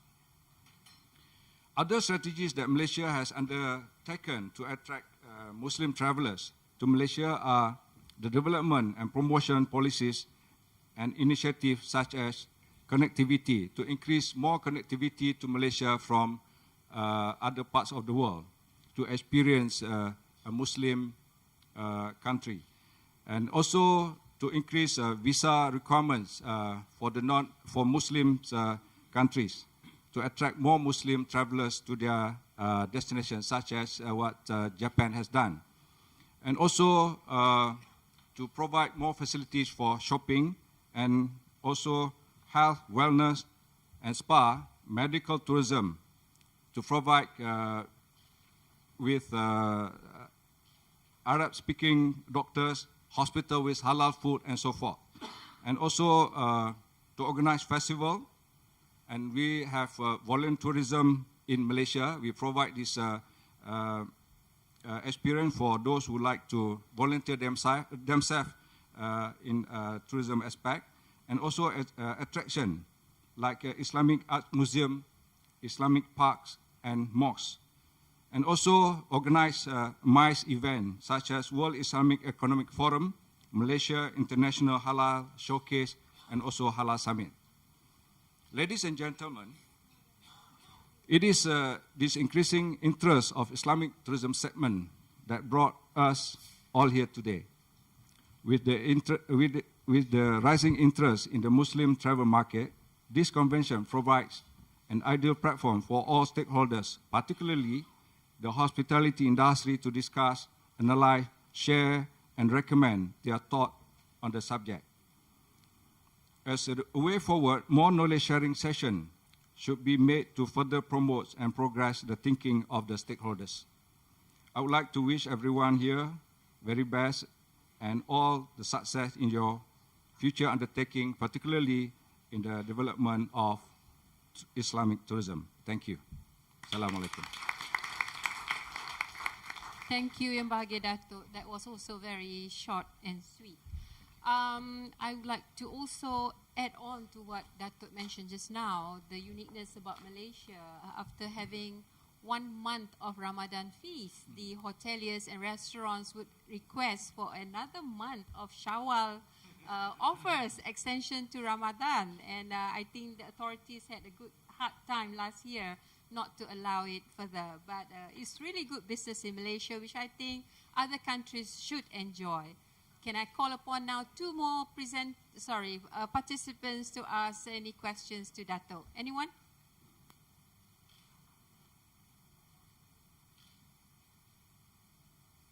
Maybe you want to know the secrets how Malaysia always make money all year round, or at least 2 months in a row. Fasting month is actually a good month to make good business back in our homeland. Okay, we can wait till the end of the session to think about what further to ask, but let me continue now to our third presenter. He is Mr. Farhan Tufail, the CEO of Halal Certification Services from Islamic Center Bern, Switzerland. And his area of expertise is in innovative quality and food safety, food science management, and his qualification is in MSc Mathematics from ETH University Zurich, as well as bachelor's in Islamic Studies from University of Bern, Switzerland. We welcome Mr. Farhan. All yours. Okay. Good afternoon, everybody. I will take 10 minutes, hopefully, of your time to give you a brief information about what I have found about a little bit about global potential on halal non-food products. I would actually like to focus more on the drivers, what will bring us closer in the next 4 or 5 years, bringing in more halal non-food products in the market, and why. And I would like to skip a few slides because we have some time constraints, so I will go through what I think is important. I have picked out of a vast area of halal non-food products, especially three sectors: cosmetics, pharmaceuticals, and packaging. which I think will come up in the next years to come, and I will tell you why. Okay, halal, I think I don't need to go into much detail. What is halal? That it's a symbol of more and more purity. It's not about religious requirement anymore around the world, especially when we come from Europe. It's not only about religion, it's more about purity and quality. These numbers we have seen, I don't want to focus too much into detail into that. Maybe it's important, nice to see what are the sectors, and like I said, let's move actually more into these three focused areas, which I would like to go into detail. First is cosmetics. What are the drivers that will make this jump from 2016-18 into 2025? How the cosmetic market will grow? We definitely have these standards around. We have seen this morning that SMIC has already worked on halal cosmetic requirements. Malaysia have their requirements. UAE has developed their standards few years ago, and these comes to the conclusion that this market will grow eventually. We have come across that halal cosmetics is becoming more and more a requirement for the Muslim women from around the world, and this trend will grow anyways as we move forward, because there are countries, producing countries, especially in Europe, when we think of France, Italy, Germany, who is making high quality cosmetic products, and as I will come later on in the discussion, that there are some countries who are imposing these halal regulations, which will eventually help the Muslims around the world to have access to more products which are complying to these specific requirements. The same for cosmetic. Just as an overview, we are not only talking about drugs as an intake, but also medicinal devices.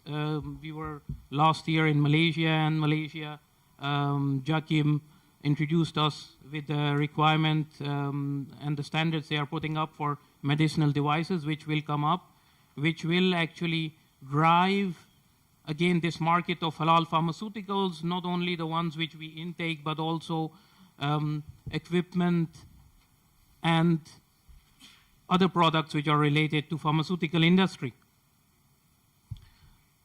And the third sector I would like to focus is packaging and labeling. Labeling not so much, but packaging, which is quite interesting, because obviously Malaysia talks about packaging in their food standard, in their pharmaceutical standard, and in their cosmetic standard. UAE does the same. Basically, they are saying that the raw materials which are used to make these packaging materials should also comply to the requirement. And why it is important, we have come across actually in Europe, we focused more last year on the packaging, and we came across a lot of products which are used to pack halal products which are definitely not complying to the halal requirements, and we had to go into much detail and discuss about what would be migration limits when we talk about ethanol, which is not that problematic, especially because they are using synthetic ethanol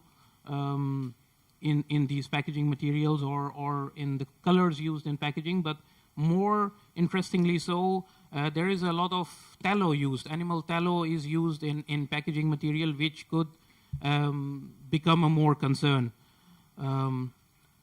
Interestingly, we have also been asked to certify conveyor belts, which I don't personally feel it's required to be halal certified. We will never be eating conveyor belts, but obviously when the products are being manufactured and transported during the processing on conveyor belts, and they could have raw materials which are critical for halal, that could cause a problem. Talking about labeling, I have just summarized the challenges we are facing right now and will face in the future. when we think about labeling products, going into certain countries, talking about Indonesia, who are imposing a law which should be implemented in 2019, telling the producers that they have to label their product with a certain logo, the same for UAE. And these schemes are there to, which is good and bad because they enforce or help the consumers around the world to have better access to halal products. As we know, imposing these laws that any product which is coming and sold in the UAE should bear the product, which helps the product to be halal compliant all the way from the raw material till it gets final packed and will have certain implications on the product. Indonesia law, as we know, or most of the people would know, that was basically introduced or ratified in 2014, should get enforced in 2019. As the inside information I have, it will be first starting with food, then pharmaceuticals, and then cosmetics, and will have an impact, and already has an impact in the industry when we talk about halal products, non-food products, because then more and more of these products are going towards certification or have to be complying to the halal requirements. So this is the main focus, what I found out, and importantly, I mean, this is something what we like to focus on in Europe, because most of the companies, when they come to us and ask how many Muslims actually would really care about halal products, this is the statistic we would like to focus on, is that the first few 3-4 countries, the Muslim countries, when we talk about Indonesia, Pakistan, Egypt, and Turkey, they should be, I think, the key drivers to have more accessibility to halal products, whether they are halal food products or non-food products. Conclusion is basically that, like I said, although halal food is the most successful factor and the driver of halal sector, but due to these upcoming requirements, the demand of non-food products will rise and increase, and interestingly will help the Muslim around the world to focus on the Muslim lifestyle and have better accessibility to halal products. Thank you very much. Thank you, Mr. Farhan. That was an interesting topic that we presented, both combining between science and social science. We would like to also look into what he has said just now.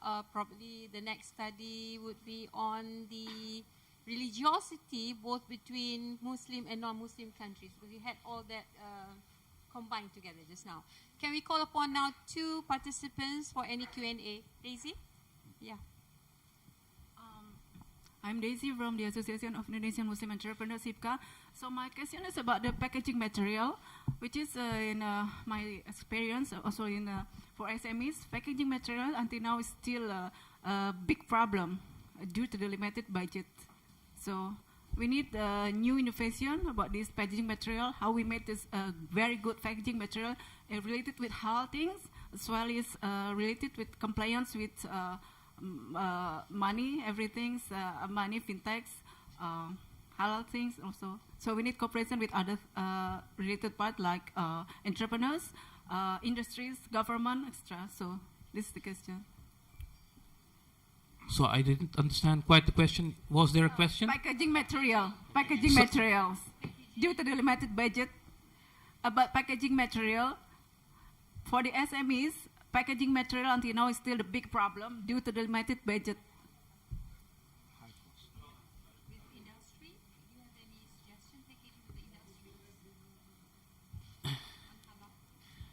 So basically, I think it would be nice actually that is invitation to SMIC and also to Dr. Pakorn. Maybe they could come up with a next standard on packaging material or focus more on packaging. That could help actually the SMEs to promote more or get more into this business, because then they will see that there is a need for halal packaging actually, or packaging material which is complying, or packaging raw materials also which are complying to the halal requirements. I think this was the question, I hope. Yeah, good business for Mr. Pakorn, Dr. Pakorn, and also SMIC. Mr. Hassan, he noted that, so probably you can see him after this. Any more questions? One more? Yeah. Can you take the mic, please?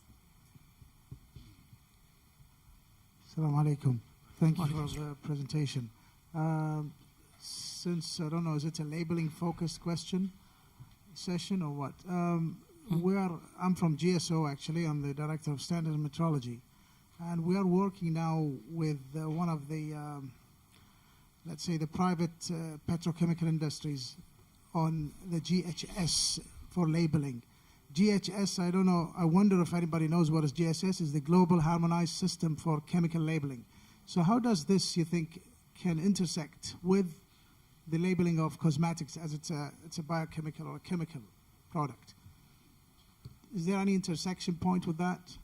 Or because things going globally, and this is a UN initiative actually. So how can we work on this as well?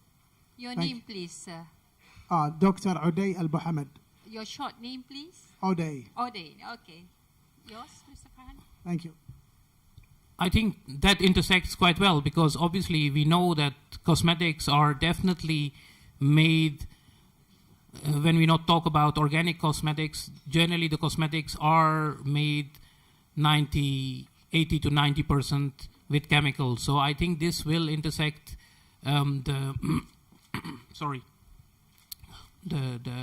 chemical standardization will intersect quite well with halal cosmetics, because obviously this area will have to deal, or both sides would have to come on one table to find ways how, when we talk about and we consider what Dr. Vinay was talking about, that if we want to get better accessibility to halal cosmetics for the consumers as well, and keep the prices also not too high, because certification obviously has a certain price, so it will go higher. So that could be something which could work in tandem together to clarify the status of these chemical substances.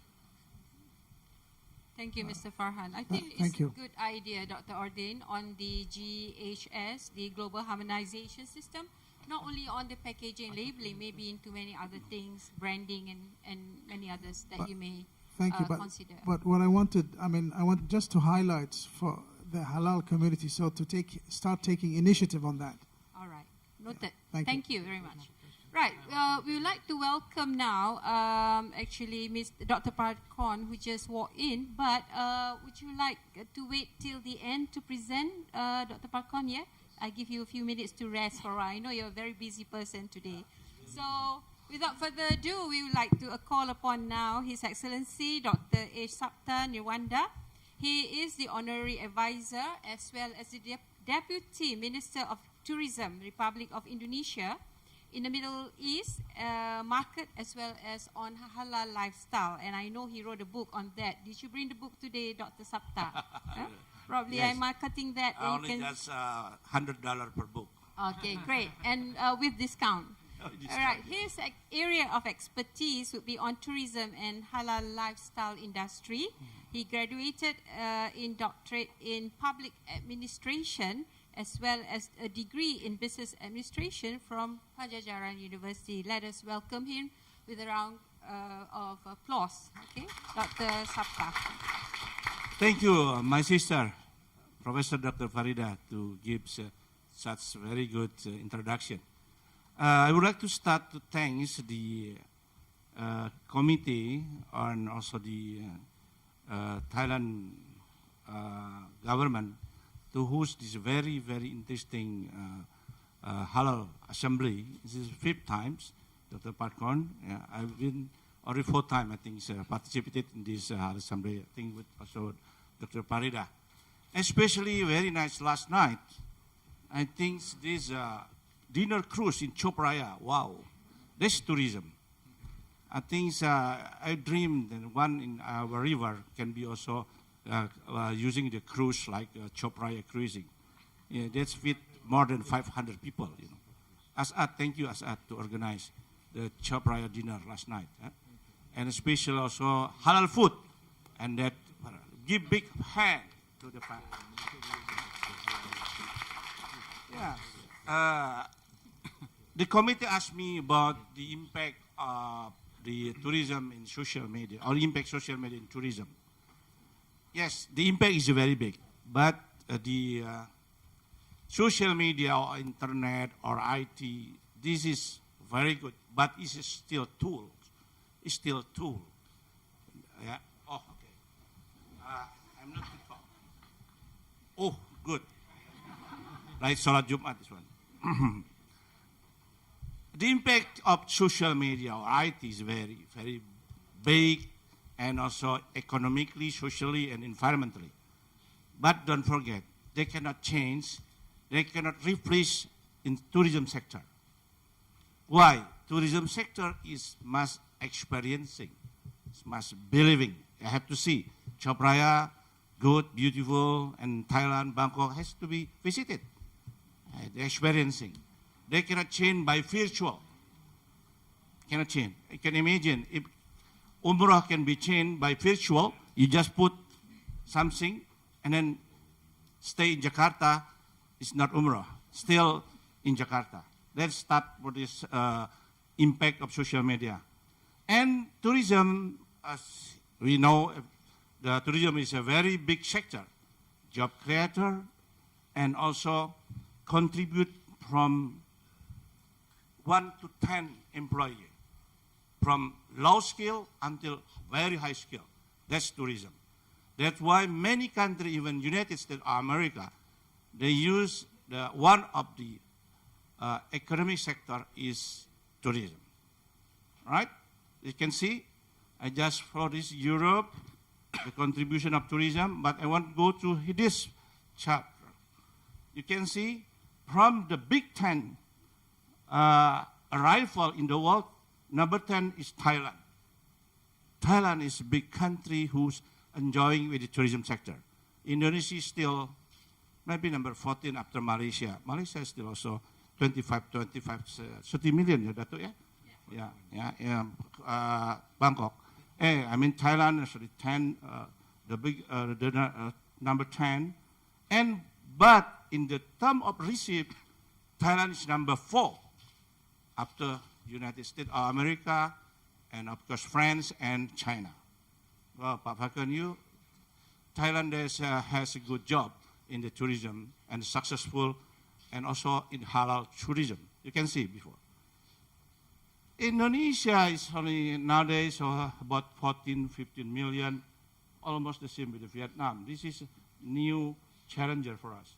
Of course, Malaysia and Thailand is a big one. You can see the contribution of tourism from welcoming until the end, and low skill and high skill. Every day. There is cruising, everything. So if we use the input-output system, there are more than 140 impact of sector in the tourism. Right? This is, now they change from basic need, visit family and relative, nowadays is more and more goes to lifestyle. Yeah? Why tourism trend is increased? First thing, middle class is going up. Also in Indonesia. Indonesia has now middle class about 75, 80 million people. They are very capable to visit not only Umrah, but also around the world. And LCC, connectivity is very good now. I just flew from Jakarta to Bangkok with AirAsia. It's comfortable one. This is LCC. Digital access, this one we are going to little bit more deeply this, the access.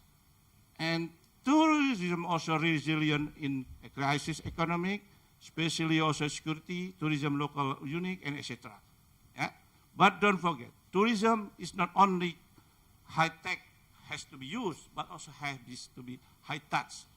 You can imagine if a massage, foot massage, reflexology, you change with the machine, it's not a very nice one.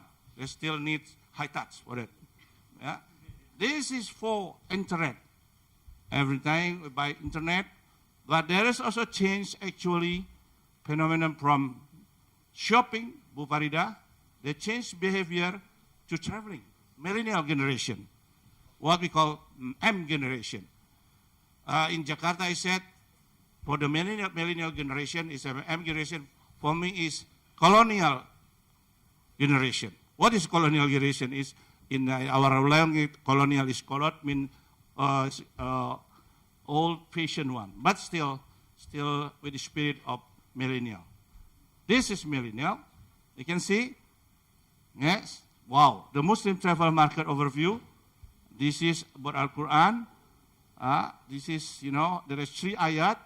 One more in business, one more in nature, one also in the historical background. This is Yasin. I'm not going this one. You can see Muslim travel, online travel, was more than 180 billion in 2060. Actually, it's 45, 55. It's a very big market. Then every Muslim use high-tech, internet, Facebook, Twitter, everything, right? And this is Rafi. I used your data, halal travel is 40 million. The biggest one in 10 is also MENA from Middle East and North Africa. Big spenders, of course. There goes many of them to Malaysia, Dato, and also to Indonesia, of course. Yeah. This is 10 country Muslim travel. Yeah. And this, the rising wave of the Muslim travelers, you can see, very important, the contribution of Muslim travel over the world in also. Social media tourism effect, you can see. Yeah. One thing, there is 5 ways. Yeah. In the travel research, they're using online. In social sharing, they need a photo. Like last night, everybody took selfie, photo, Instagram, Twitter, Facebook. Not me, because I cannot use the Facebook. I cannot use also the Twitter. That's a generation of K, not like the other program. Maybe they use Instagram. And number 3 is also social media presence is being used every time, in every moment, in every occasion. Also, there's a self-service booking using Gazette. Yeah?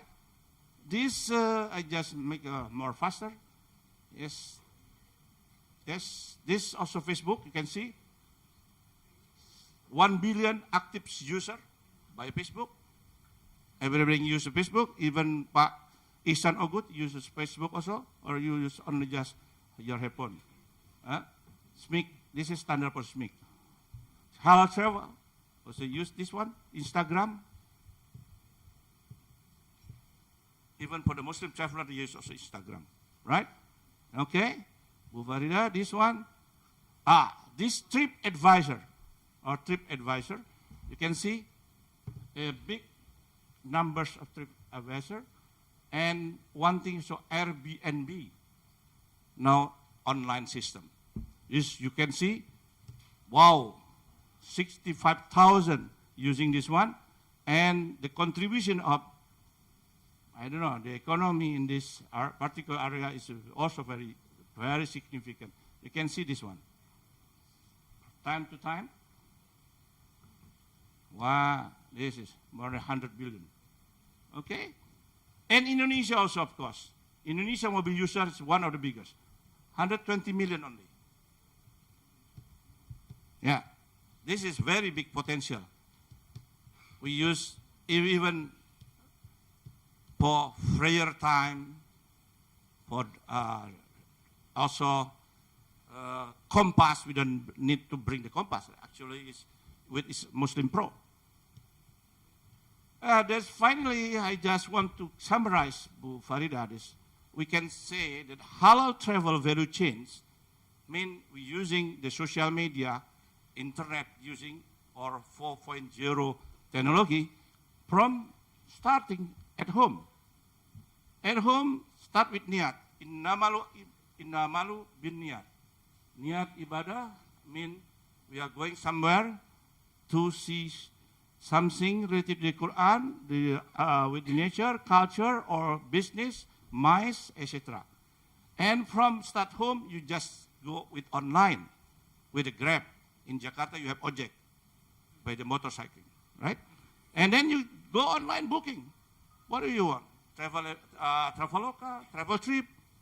And then you go to destination, attraction, mice, and use social media. What is it? Facebook, Instagram, and also you can see Facebook, even visit family relative.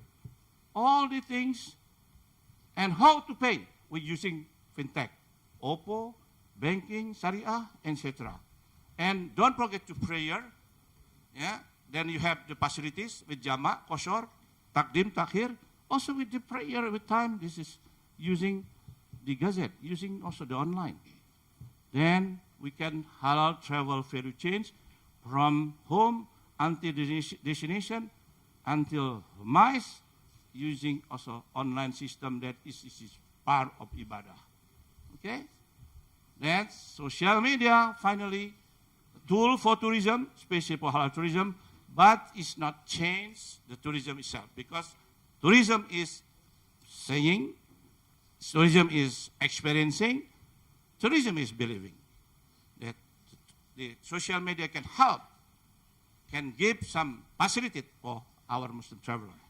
Okay, this is part of the promotion. Halal Center, that's I'm a chairman for that, provide the service. For this is we work with the Dinarstandard for Indonesia Halal Economy Strategy Roadmap. And I think they will be launched in this December or January, December I think, Pak Rafi. And we have also magazine, Halal Lifestyle, with the website. We have also this magazine, Destination, all in the discover for all destinations in Indonesia. And it's this book, Halal Lifestyle Global, it's all out. Yeah. And then, of course, the last www. Wabillahi taufiq wal hidayah. Wassalamualaikum warahmatullahi wabarakatuh. Thank you, Dr. Sapta. That was really very interesting, very updated data that you have seen. And since he mentioned my name many times, so I have to reply to what he said. Yeah, it's not only about shopping, but I guess we have to do all this tourism, hijrah, to appreciate Allah's bless in this beautiful world. And I like what Dr. Sapta mentioned just now about doing DIY traveling. We are now in 4.0 IR, Industrial Revolution, and we should be going into IR5, humanization. And I guess with some touch, human touch, it will go further in Islamic tourism. But I was surprised to see that Indonesia has 120 million active mobile users. That's only half of the population. So you have another half to struggle to make sure that more will be involved in these social apps. Now, this time around, I will not allow Daisy to ask questions because she's from Indonesia. Can we have two other participants to forward any questions? Anyone? Yes. Asad? Yeah. Oh, wabillahi taufiq wal hidayah. Assalamualaikum warahmatullahi wabarakatuh. His own website. Asad, sorry Bu Faridah, Asad. Google just found recently www. Allah already done that more long time ago, www. That wassalamualaikum warahmatullahi wabarakatuh. Any question, Asad? No. Yes, sir. Thank you. Welcome to Bangkok. You remember me, right? Imtiaz Muqbil. Oh, you wear your head, I recognize. More handsome thing. My hair is falling off, so that's what I'm wearing. My wife told me I can wear a wig or I can wear a hat, right? So I'll wear a hat. Yes, Matthias. Anyhow, I'm glad you enjoyed the dinner cruise last night. Yeah. I was in Bali last month. I was wondering if you could tell us a little about the impact of social media on existing businesses. In Bali, I tried to get an Uber, but the local taxi drivers, they drive you away. I mean, they beat up is that only in Bali, or is that in other parts of Indonesia as well? Because obviously, it's having a serious impact, because then I don't use that anymore. Yeah. The local taxi drivers won't allow that. Yeah.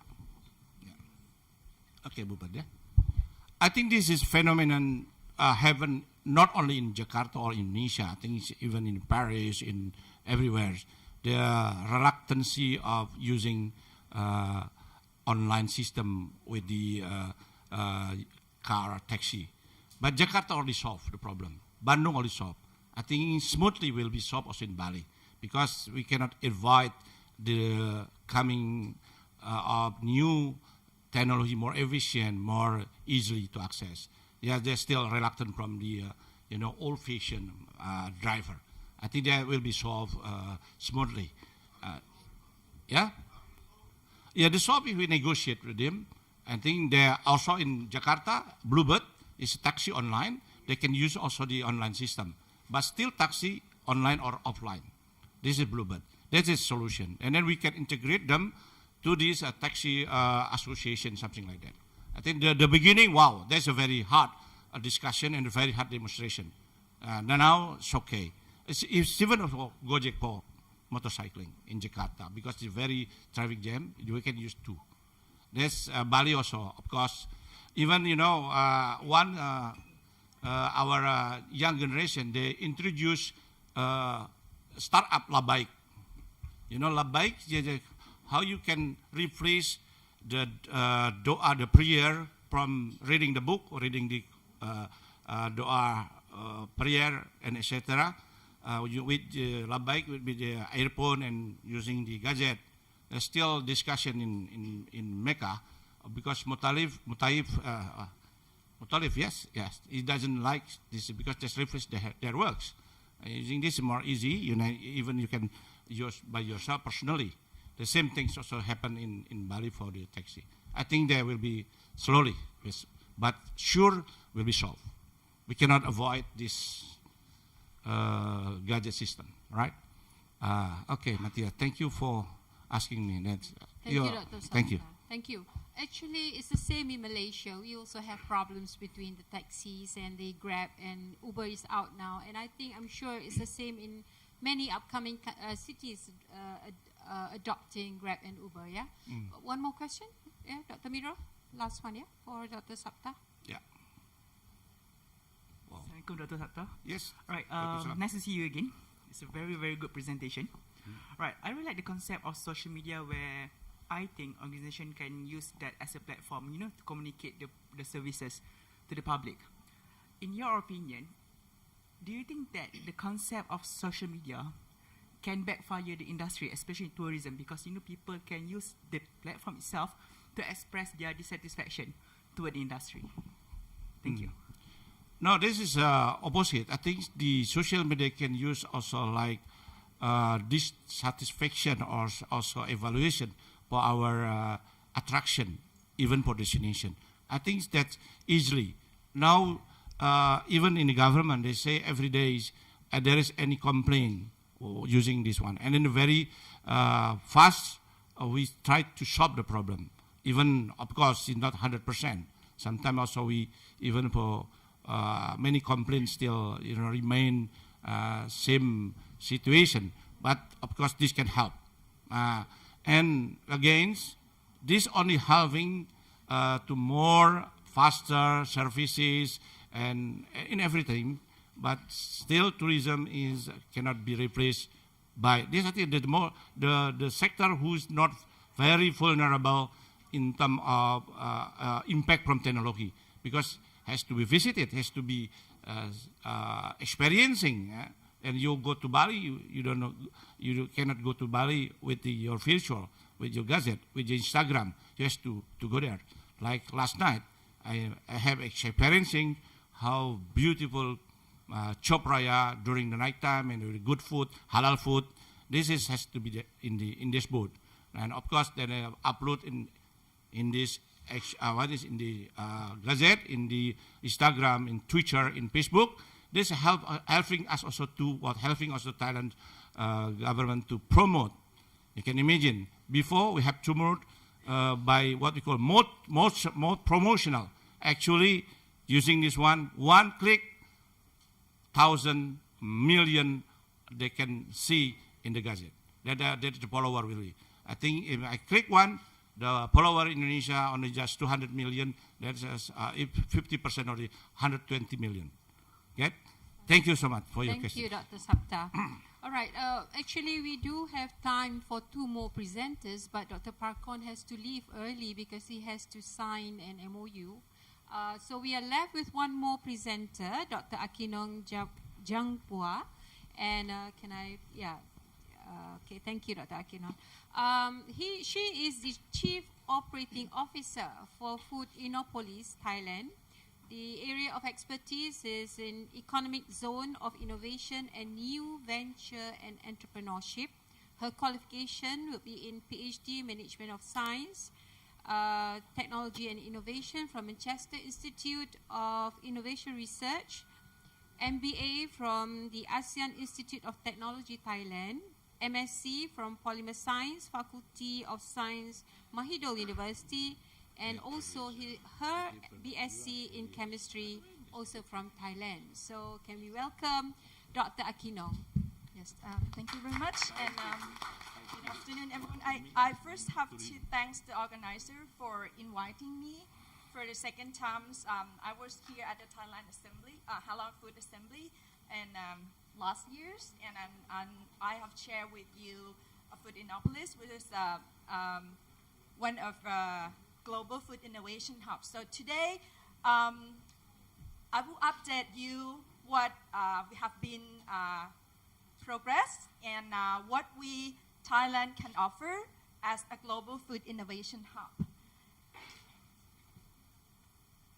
So I think I have 30 slides, so that's very challenge for me to go through the 10 minutes. So this is just the figures that you all familiar with, the number of Muslim worldwide and then the amounts that you contribute to the Muslim world food market. So I don't need to go into detail of that.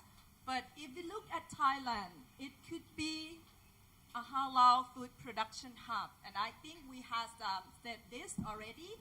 And as Thailand is now the 8th of exporting halal food to Muslim countries, and the amount is very huge. It's in 120 billion Thai baht annually, and I believe this is growing, and Thailand has the potential to contribute to this.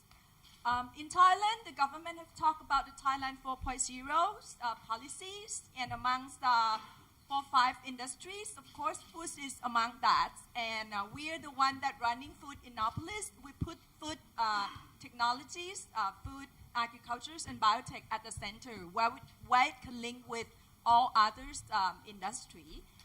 And if you look at the potential of Thailand as the food innovation hub in ASEAN, this is when we set up Food Innopolis, we want the world to recognize Thailand as one of the food innovation hub, at least in ASEAN, in our 5 years from our start in 2016. And look at what we have. We have the great varieties of raw materials. We are at the centers of locations in these regions, and also we have excellent human resource person in food science and technologies. And also there are a lot of infrastructures and facilities that government have already invested in university and research institute. So with all this, we can, we believe that we could mark Thailand as a food innovation hub in ASEAN in 5 years, and for the World Food Innovation Hub later on. And if we look at how we do in terms of R&D in food sectors, the number is already ranked first, in all industrial sectors. It's even higher than automotive industry. So this is the figures the Science, Technology, Innovation Policy Office have studied every year. And last year figure is food is ranked about, we spend about 450 million US dollars for R&D in these sectors. So when we set up Food Innopolis in May 2016, we wanted to be the food innovation platform. So what we do, we look at the global trend. We look at how's the trend of the consumers, how the trends of the food manufacturers, and we set up a focus. So the three focus areas is health and functional food, high volume food products, which also include halal food, and also the supporting business for food innovation, including packaging and logistics and food safety, traceability. So we want to be one of a kind R&D hub for food innovation, providing resourceful and with professionals and platform and partnership. So we work with different ministry, organizations, universities, and different service platform. Our first location is at Thailand Science Park, up and running already. And actually, this slide will be the summary of our progress up to now. We have 35 tenants at Thailand Science Park, where first location of Food Innopolis. I said first location. This is mean that we are expanding the location nationwide. And we have been services to almost 200 companies in help them in terms of ease of doing innovation business. We help them to link with researchers. We help them to link with the equipment, pilot plants, and also help them in terms of getting their food registers. The service platform, there's a lot of service platform that we have done. This is the 8th service platform that we have been doing so far. Among one of that, we work with FDA to strengthening the capabilities of people involved in getting their food registered. We know that this is the bottleneck, so we do capacity building for the researchers, for the companies, and also for every player involved in getting their food registers. And there's the websites where we have the list of the researchers that can help in terms of providing research results for the company. We have done flavor academies to strengthening the capabilities of food industry in terms of building more flavor scientists who can come up with new food product that could meet the demand of the consumers. We provide the pilot plant facilities and equipment for company to do research. And also, this is part of the facilities that we provide is a space to accommodate company to do R&D with the research coach and ingredient packaging library on site, where if they want to use the small samples of the ingredients to try out their projects. The pilot plant, we have worked with agencies under Ministry of Science and Technology to provide pilot plant facilities. And also, one of the examples is we are working with Synchrotron Light Research Institutes.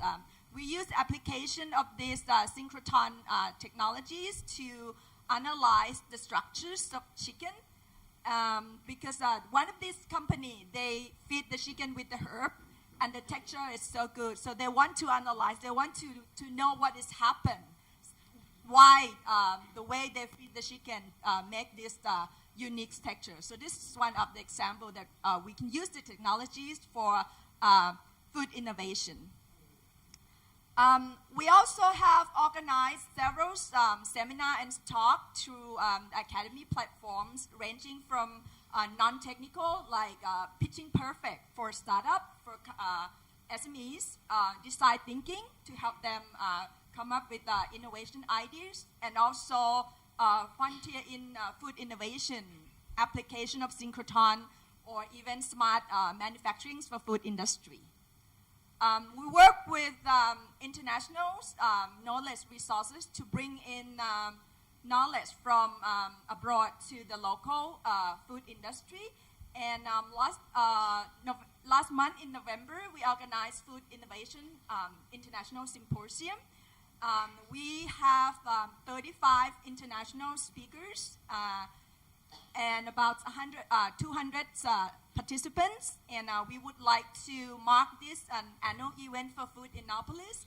And as next year, Thailand would be the chairman of ASEAN country, so we would love to see at least 1/3 of the participants from ASEAN country. And I will share this information of the event through your community as well. And last summit platform, we have worked to build up more food tech startup. We have seen a lot of tech startup, but it's not in the food or in the deep tech. We see a lot in fintechs or things like that. So we have several activities to build upon. For example, the innovation contest for the undergrad student. The Pad Thai program is the program for acceleration and development of Thai food SME to build a local SME to go global. And the last one is the accelerators that we have done with University Thai Chamber of Commerce to build up the entrepreneur from step zero and using the methodology of MIT 24-step.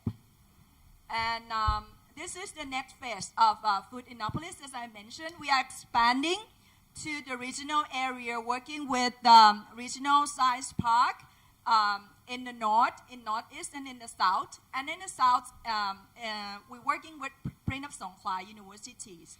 And at each location of the Food Innopolis network, we will ask them to be specialized in what they are best at, so they cannot do everything that they would like to do. For example, Kasetsat University, you know that they're good at all areas of food technology, but we ask them to choose, and they choose to focus on advanced testing and pilot plant facilities.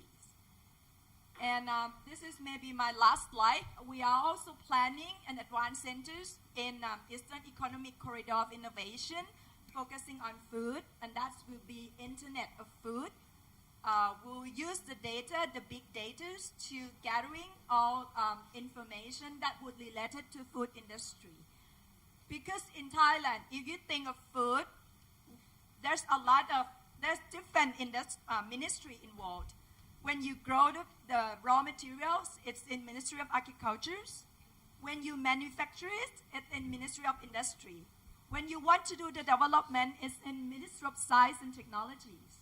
But when you sell the product, it's in the Ministry of Commerce. So information is all over. So we would like to collect this information using data, big data, technologies to help us look at what internet could offer to us in the next era. So this should be the end of my presentation. If you would like to get more information of Thailand at Global Food Innovation Hub, you can follow us on our website, Food Innopolis. Thank you. Thank you, Dr. Akinon. I was giving extra time just now to you because you're the last speaker. However, we are having Dr. Pakorn coming back to the hall. So whilst waiting for him to walk in, can we have one question from the floor? Anyone? Yes. Can we allow the lady? Yeah. Faridah, is that you? No, not Daisy. Not her. Faridah, yeah. So shall I talk? Shall I ask a question? Not yet, Odin. Can we have the lady? Oh, you memorized my name. Thanks. Yes. Go ahead. I'm Punun Muhammad from Drug Discovery and Development Center of Thailand, Thammasat University. We are the neighbor. So I would like to ask about if we would like to produce some food that like a food innovation, but we would like to concern about the halal process. Do you have the area that clean from the non-halal chemical or halal substance? Because of the practice in laboratory almost contain the non-halal substance. So we would like to use the area that completely clean? I don't have the question right away to your answers, but I would suggest you to contact our one-stop service centers. In Food Innopolis, we have 10 staff to help you with this kind of questions. So you come to us, we discuss with you back and forth until we get what you really want, and we look in our data, in our information, who would be the right person to provide you the services. And we will not just refer them to you, we will go with you to talk to them until we make sure that you get the right answers, the right solution providers, and then we'll step back. So if you go to our website and there's a contact numbers, contact one of our representative in that, and I'm sure we'll be able to provide you the information that you want. Thank you, Dr. Aquino. I suggest you meet Dr. Aquino personally immediately after we are done with this session so that you can get direct assistance. Or then you still have time. Dr. Pakorn has not walked in yet. Any questions? I'm just passing my admiration to that for the Innopolis move. So I was wondering, so if you're doing all this, that's a really big leapfrog, if I may say. What is the harvest? When are you going to reap the harvest of that? The Food Innopolis, when they're going to reap a tangible result out of this great movement. And the other question, is it really a government initiative, government-funded initiative? So what is the plan, and when are you going to get the results? That's my general question. Thanks. Okay, it's the government initiative under Ministry of Science and Technology. And as I mentioned, we are up and running in May 2016. We have committed to the government to deliver some 2-3 things. One is Food Innopolis would like to increase R&D spending of food business in the country to attract also international, local company to invest in R&D so that we can increase the capability of food industry. So a few numbers that we commit is I mentioned that we have 35 companies in our park now. The number of the company at the end of 5 years, we would expect 100 company, food tech company, invest in our Food Innopolis location.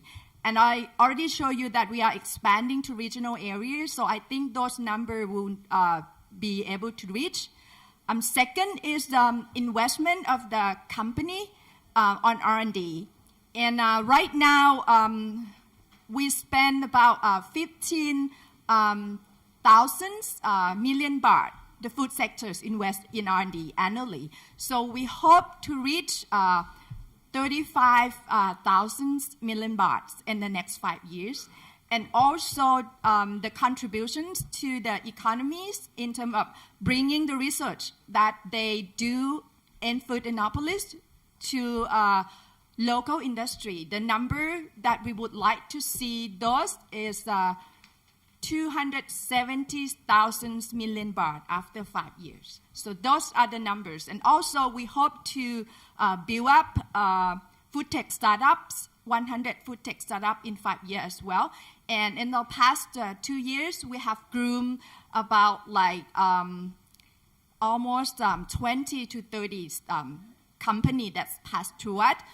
But as you know that grooming startup, there's small percentage of those that can just go to the next level and very success. We now see about 5 or 6 companies that we would like to bring them to the higher step. So those are what we have been doing. Thank you, Dr. Aquino. Seriously speaking, I think it's not only Dr. Odain, but Mr. Rafi, myself are all really impressed with all the efforts by Thailand, doing it nationwide. Such an integrated effort. I guess a lot of us around this area, Southeast Asia and elsewhere, who's following you would have a strong admiration with what you're doing for the next 5 years. And so keep it up, and probably we will learn something from you after this, or probably share some knowledge to help the Thai neighbors. And okay, we have our last presenter today, a very, very important person, Dr. Pakorn. You are given actually 10 minutes, but I guess we will extend especially for you, being the host, if you need to do your presentation. It's his show, please, thank you. And without further ado, I would like to call upon Dr. Pakorn, who doesn't actually need any introduction, yeah? But I still have to read. Director of Halal Standard Institute of Thailand, and his PhD is from University of Cambridge in Public Management, as well as Public Policy, MPhil in Development Studies, MPA in National Institute of Development of Administration, Political Science from Thammasat, as well as an LLB. So, Dr. Pakorn, the mic is yours. Thank you. Thank you very much, Dr. Faridah, for introduction. Ladies and gentlemen, I would like to present a very short introduction of the new strategy of our country in terms of Muslim-friendly tourism strategy to promote the so-called Thailand sustainable cultural tourism. As a matter of fact, I myself work very closely with Imtiaz Mukbil, a man with beautiful head, sit down there. We have been working with Thailand Tourism Authority and Ministry of Tourism and Sport for nearly 4 years now. So my presentation is, of course, is very important in terms of adding up what we should know, what we are doing now at the moment in this country. Last night, everyone who went to cruise upon Chao Phraya River evident what we are doing at the moment, and we try to put Muslim communities as a part of that particular movement of this country. So my outline, I don't want to read about it. This is the important fact on halal opportunities in Thailand. Of course, this morning, Dr. Vinay mentioned about the kitchen of the world since 2000. And we are also one of the 10 biggest countries exporting halal products to the world. In fact, at the moment, we are number 8 of the world in terms of exporting halal food product and other. We are top rank in the world touristic destination, as Dr. Sapta has already mentioned. We are also top medical hub for foreign patents and relatives, and we can call that we are one of the best destinations for health and wellness as well. Apart from that, we are also observer country of Islamic. Thanks to Brother Hassan for supporting us all the time, and he is now here. We work together with Islamic since the 1st of January 2017. I'm also one of the technical committees of Islamic on drafting several halal standards. We move towards Muslim-friendly destination since the year 2015. The Muslim-friendly destination has been a pilot project to welcome more Muslim visitors to Thailand. So, as I mentioned before, TAT realized the potential and readiness of Thailand to promote this market. And Thailand has already been the top destination in Asia for Muslim travelers, but we are going to enlarge throughout, particularly in those Muslim countries. We are now ranked just under Singapore amongst the non-member countries of OIC. This is rating by the Global Muslim Travel Index 2018. So Thailand at the moment has great potential to serve this market, in which there is the whole new generation of young Thai Muslims emerging network worldwide, nationwide. You can see that even in this particular conference, we we use a lot of young Muslim working together with our people at our age. So at the moment we prepare them in order to make sure that in the near future they will increase more role in actively in order to make sure that our policy will be successful. The number of Muslim travelers in Thailand, I don't want to say about it because you can hear from several people talking about that, including the spending of Muslim tourists higher than others. In terms of ASEAN integration, I think it is very important point. Since 2017, we have a lot of five schedule, and we give visa-free or visa on arrival facility to citizens of 18 Muslim majority countries, and the Muslim population in ASEAN region is about 270 million, a significantly large and growing market, especially from our neighbor country like Indonesia, Malaysia, and of course Brunei Darussalam. This data came from the work of Imtiaz Mukbil. This one, Professor Sapta has already mentioned about it. In terms of Muslim visitor arrival in Thailand were estimated to be it's not estimated, it is already done, 3.6 million. But in the year 2020, the number will be increasing up to approximately around 5.2 million. That is around 14% of tourists. This is what I mentioned before, the improvement of position ranking. You can see that Singapore is number 1 and Thailand is number 2 for top non-OIC destination.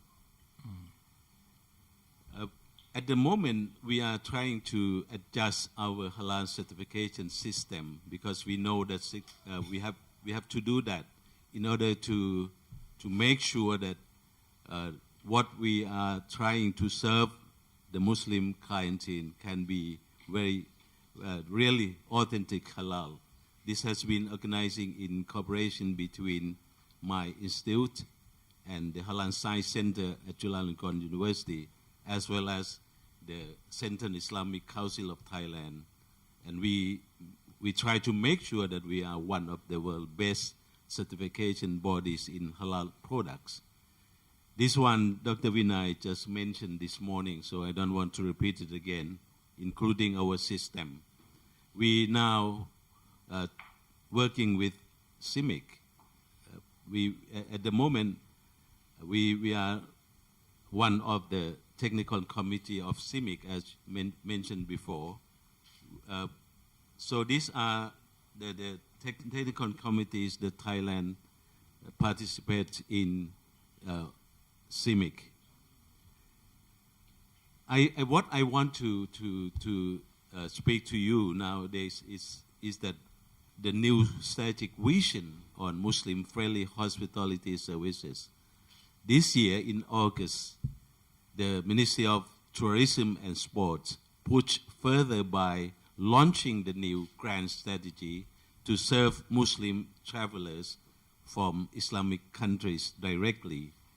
The vision of this policy states clearly that Thailand will be the top-ranked Muslim-friendly travel destination of non-OIC countries in the year 2020.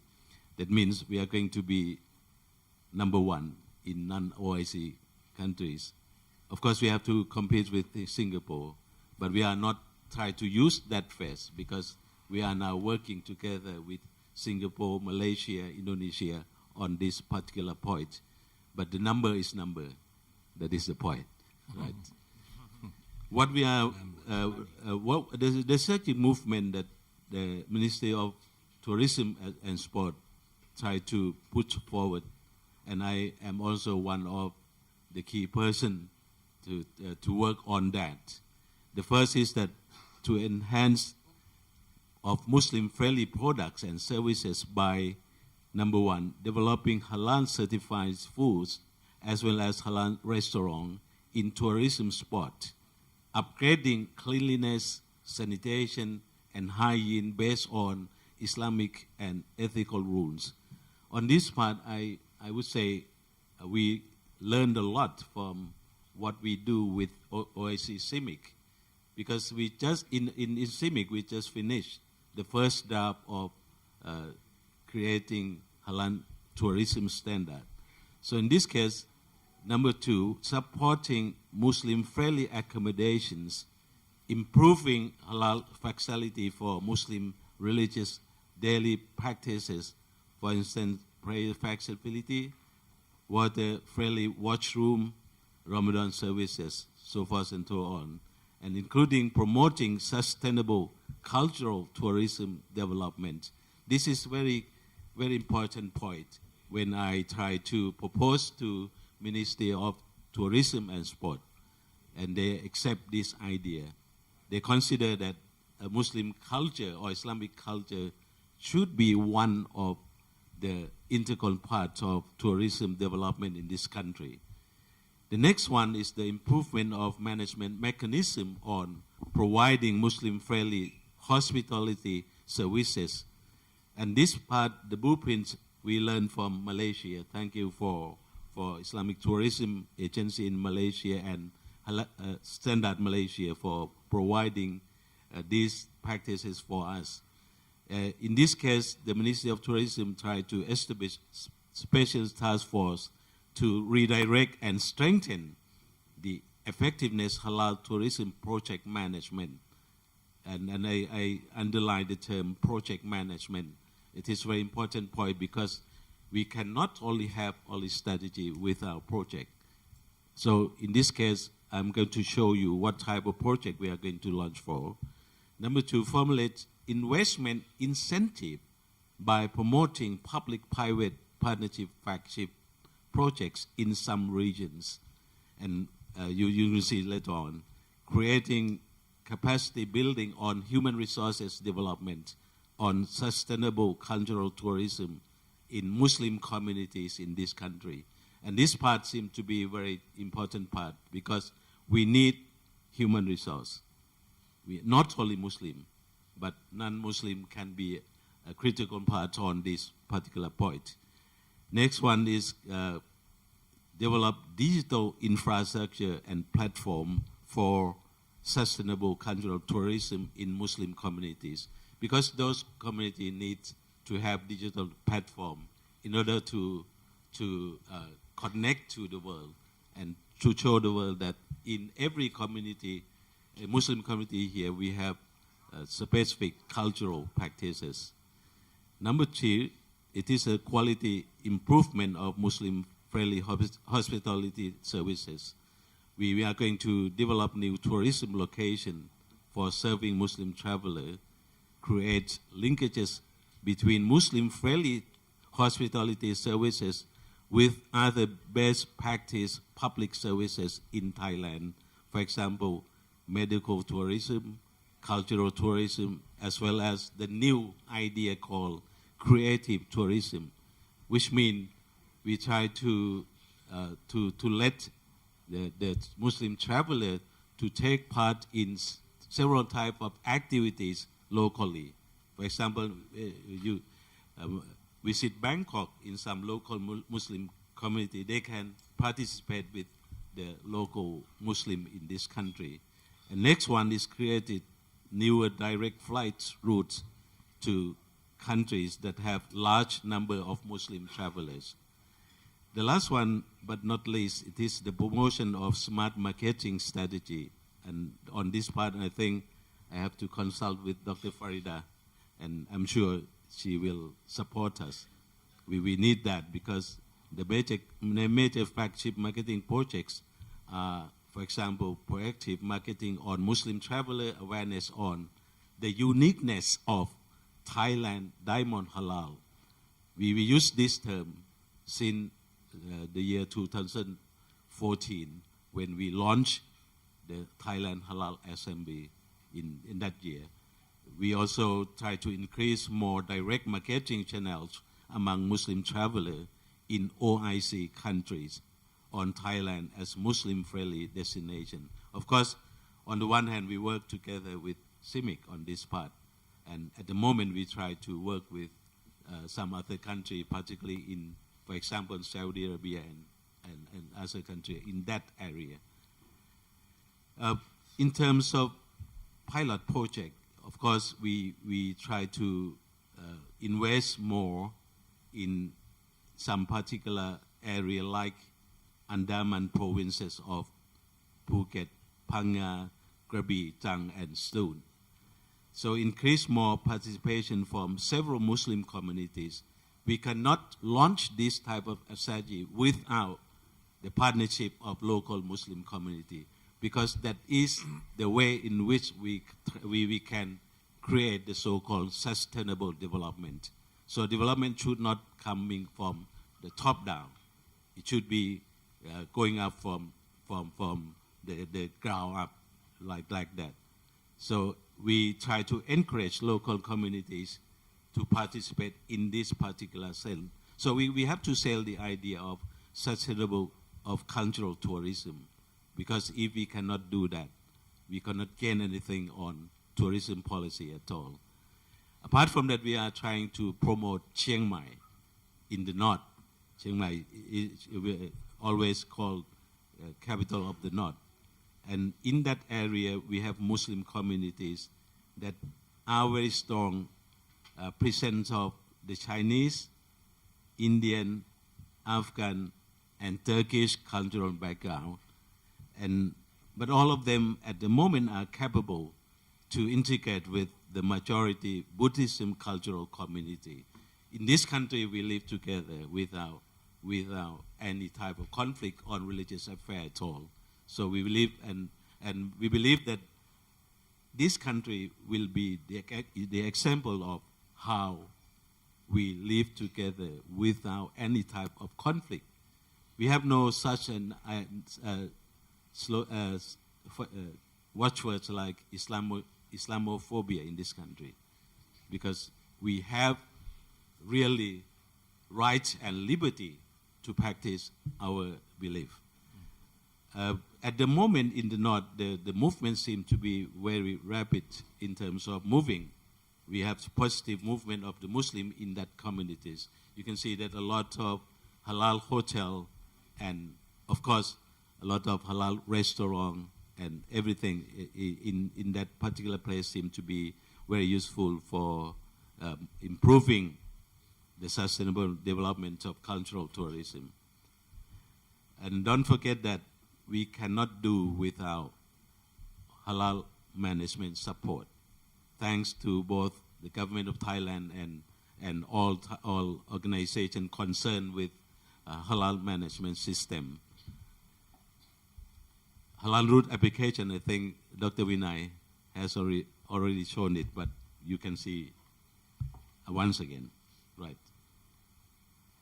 I think probably. Okay, that is all I want to say, because we have very short time, and I'm very sorry that I have to up and down, because we have to go everywhere. Yeah. That is the way in which we are doing this country. Yeah. Thank you very much for that.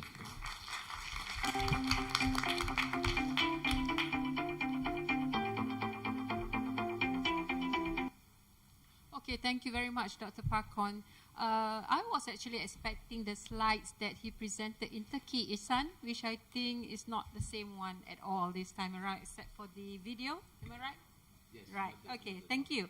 I would like to recap what Dr. Pakorn mentioned just now, which was very interesting. She said that it's young people working with people at our age, which is young at heart.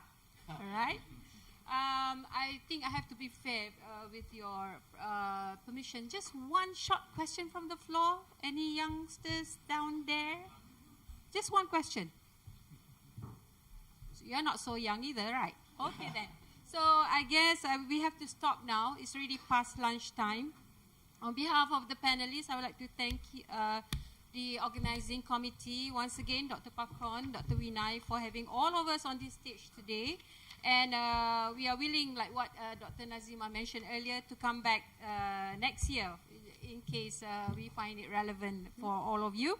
And also thank you to all the panelists on the great job on time compliance. They are very Sharia obedient. And to all the participants today, thank you for the full house. Thank you for being till the end. And also do enjoy your lunch. Thank you, Hassana. And with that, I conclude the session for today. Thank you. Thank you very much for all the speakers in this session. Okay, one announcement. This is for Assad. All halal CBs are invited to attend the Rabita workshop, Muslim World League, in room 217 at 2 p.m. today. Thank you, Hassana. Thank you very much for all speakers for very powerful and very wonderful speaking for today. Now, may I invite Assistant Professor Dr. Vanida Noppornpan, Deputy Director of the Halal Science Center, Chulalongkorn University, to express token of appreciation to our chairperson, Professor Dr. Faridah Haji Hussain. Our chairperson.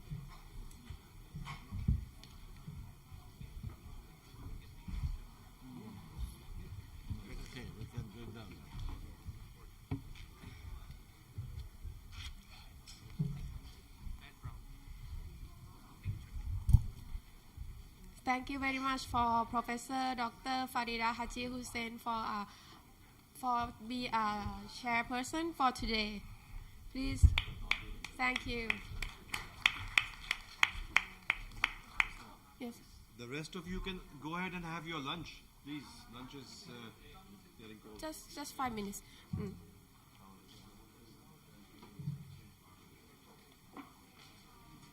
And next, may I invite Mr. Rafi Shikoh, Dinarstandard from United States of America for the Halal Business Incubator.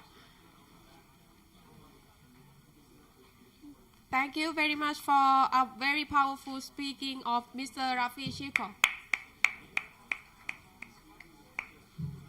And all the speakers, please stand on the stage for the photo session.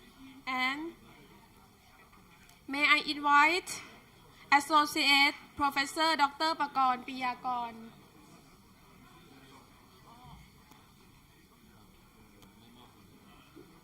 May I invite Associate Professor Dr. Pakorn Priyakorn, Director of Halal Standard Institute of Thailand, for a very powerful speech for today.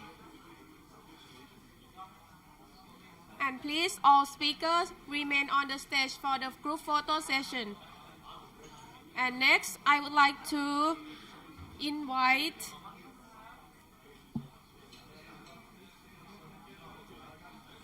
Dr. Sapta Nirwandar, Chairman of Halal Lifestyle Center, former Deputy Minister of Tourism and Creative Republic of Indonesia. Dr. Sapta. Yes.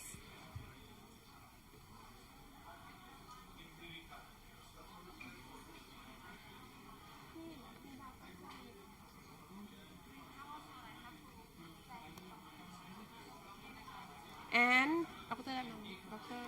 Farhan. And may I invite Mr. Farhan Tufail, General Manager Halal Certification Service of Switzerland.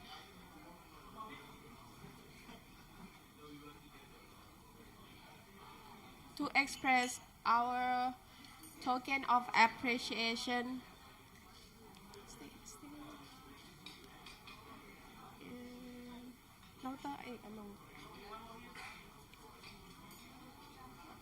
And may I invite Dr. Ek Anong Jangbua she is the Chief Operating Officer of Food Innopolis, Thailand, for a very powerful speech today. And may I invite Dato Sri Abdul Khani, Director General of Islamic Tourism Center of Malaysia. And all of the speakers, please remain on the stage and for a group photo session.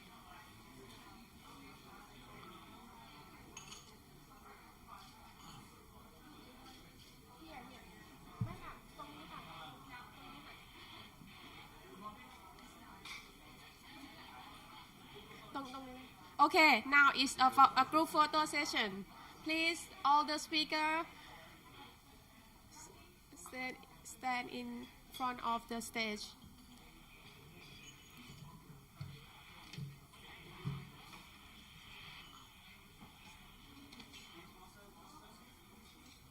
Thank you very much for a very powerful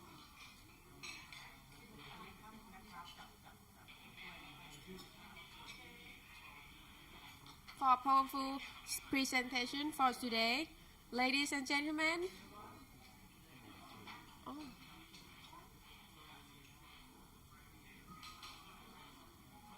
Please, Mr. Isan, join.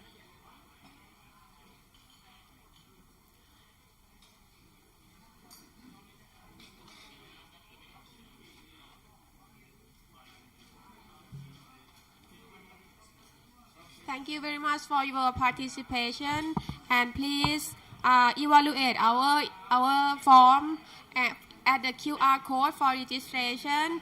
And I would like to inform about lunch for VIP and speaker at VIP dining room is in the left hand side of the grand stage. Please show your badge before joining the dinner. And for academic and oral presentator at dining room at the right hand side of the grand stage. Please show the badge, and the prayer room is in the first floor. Next. And the next view of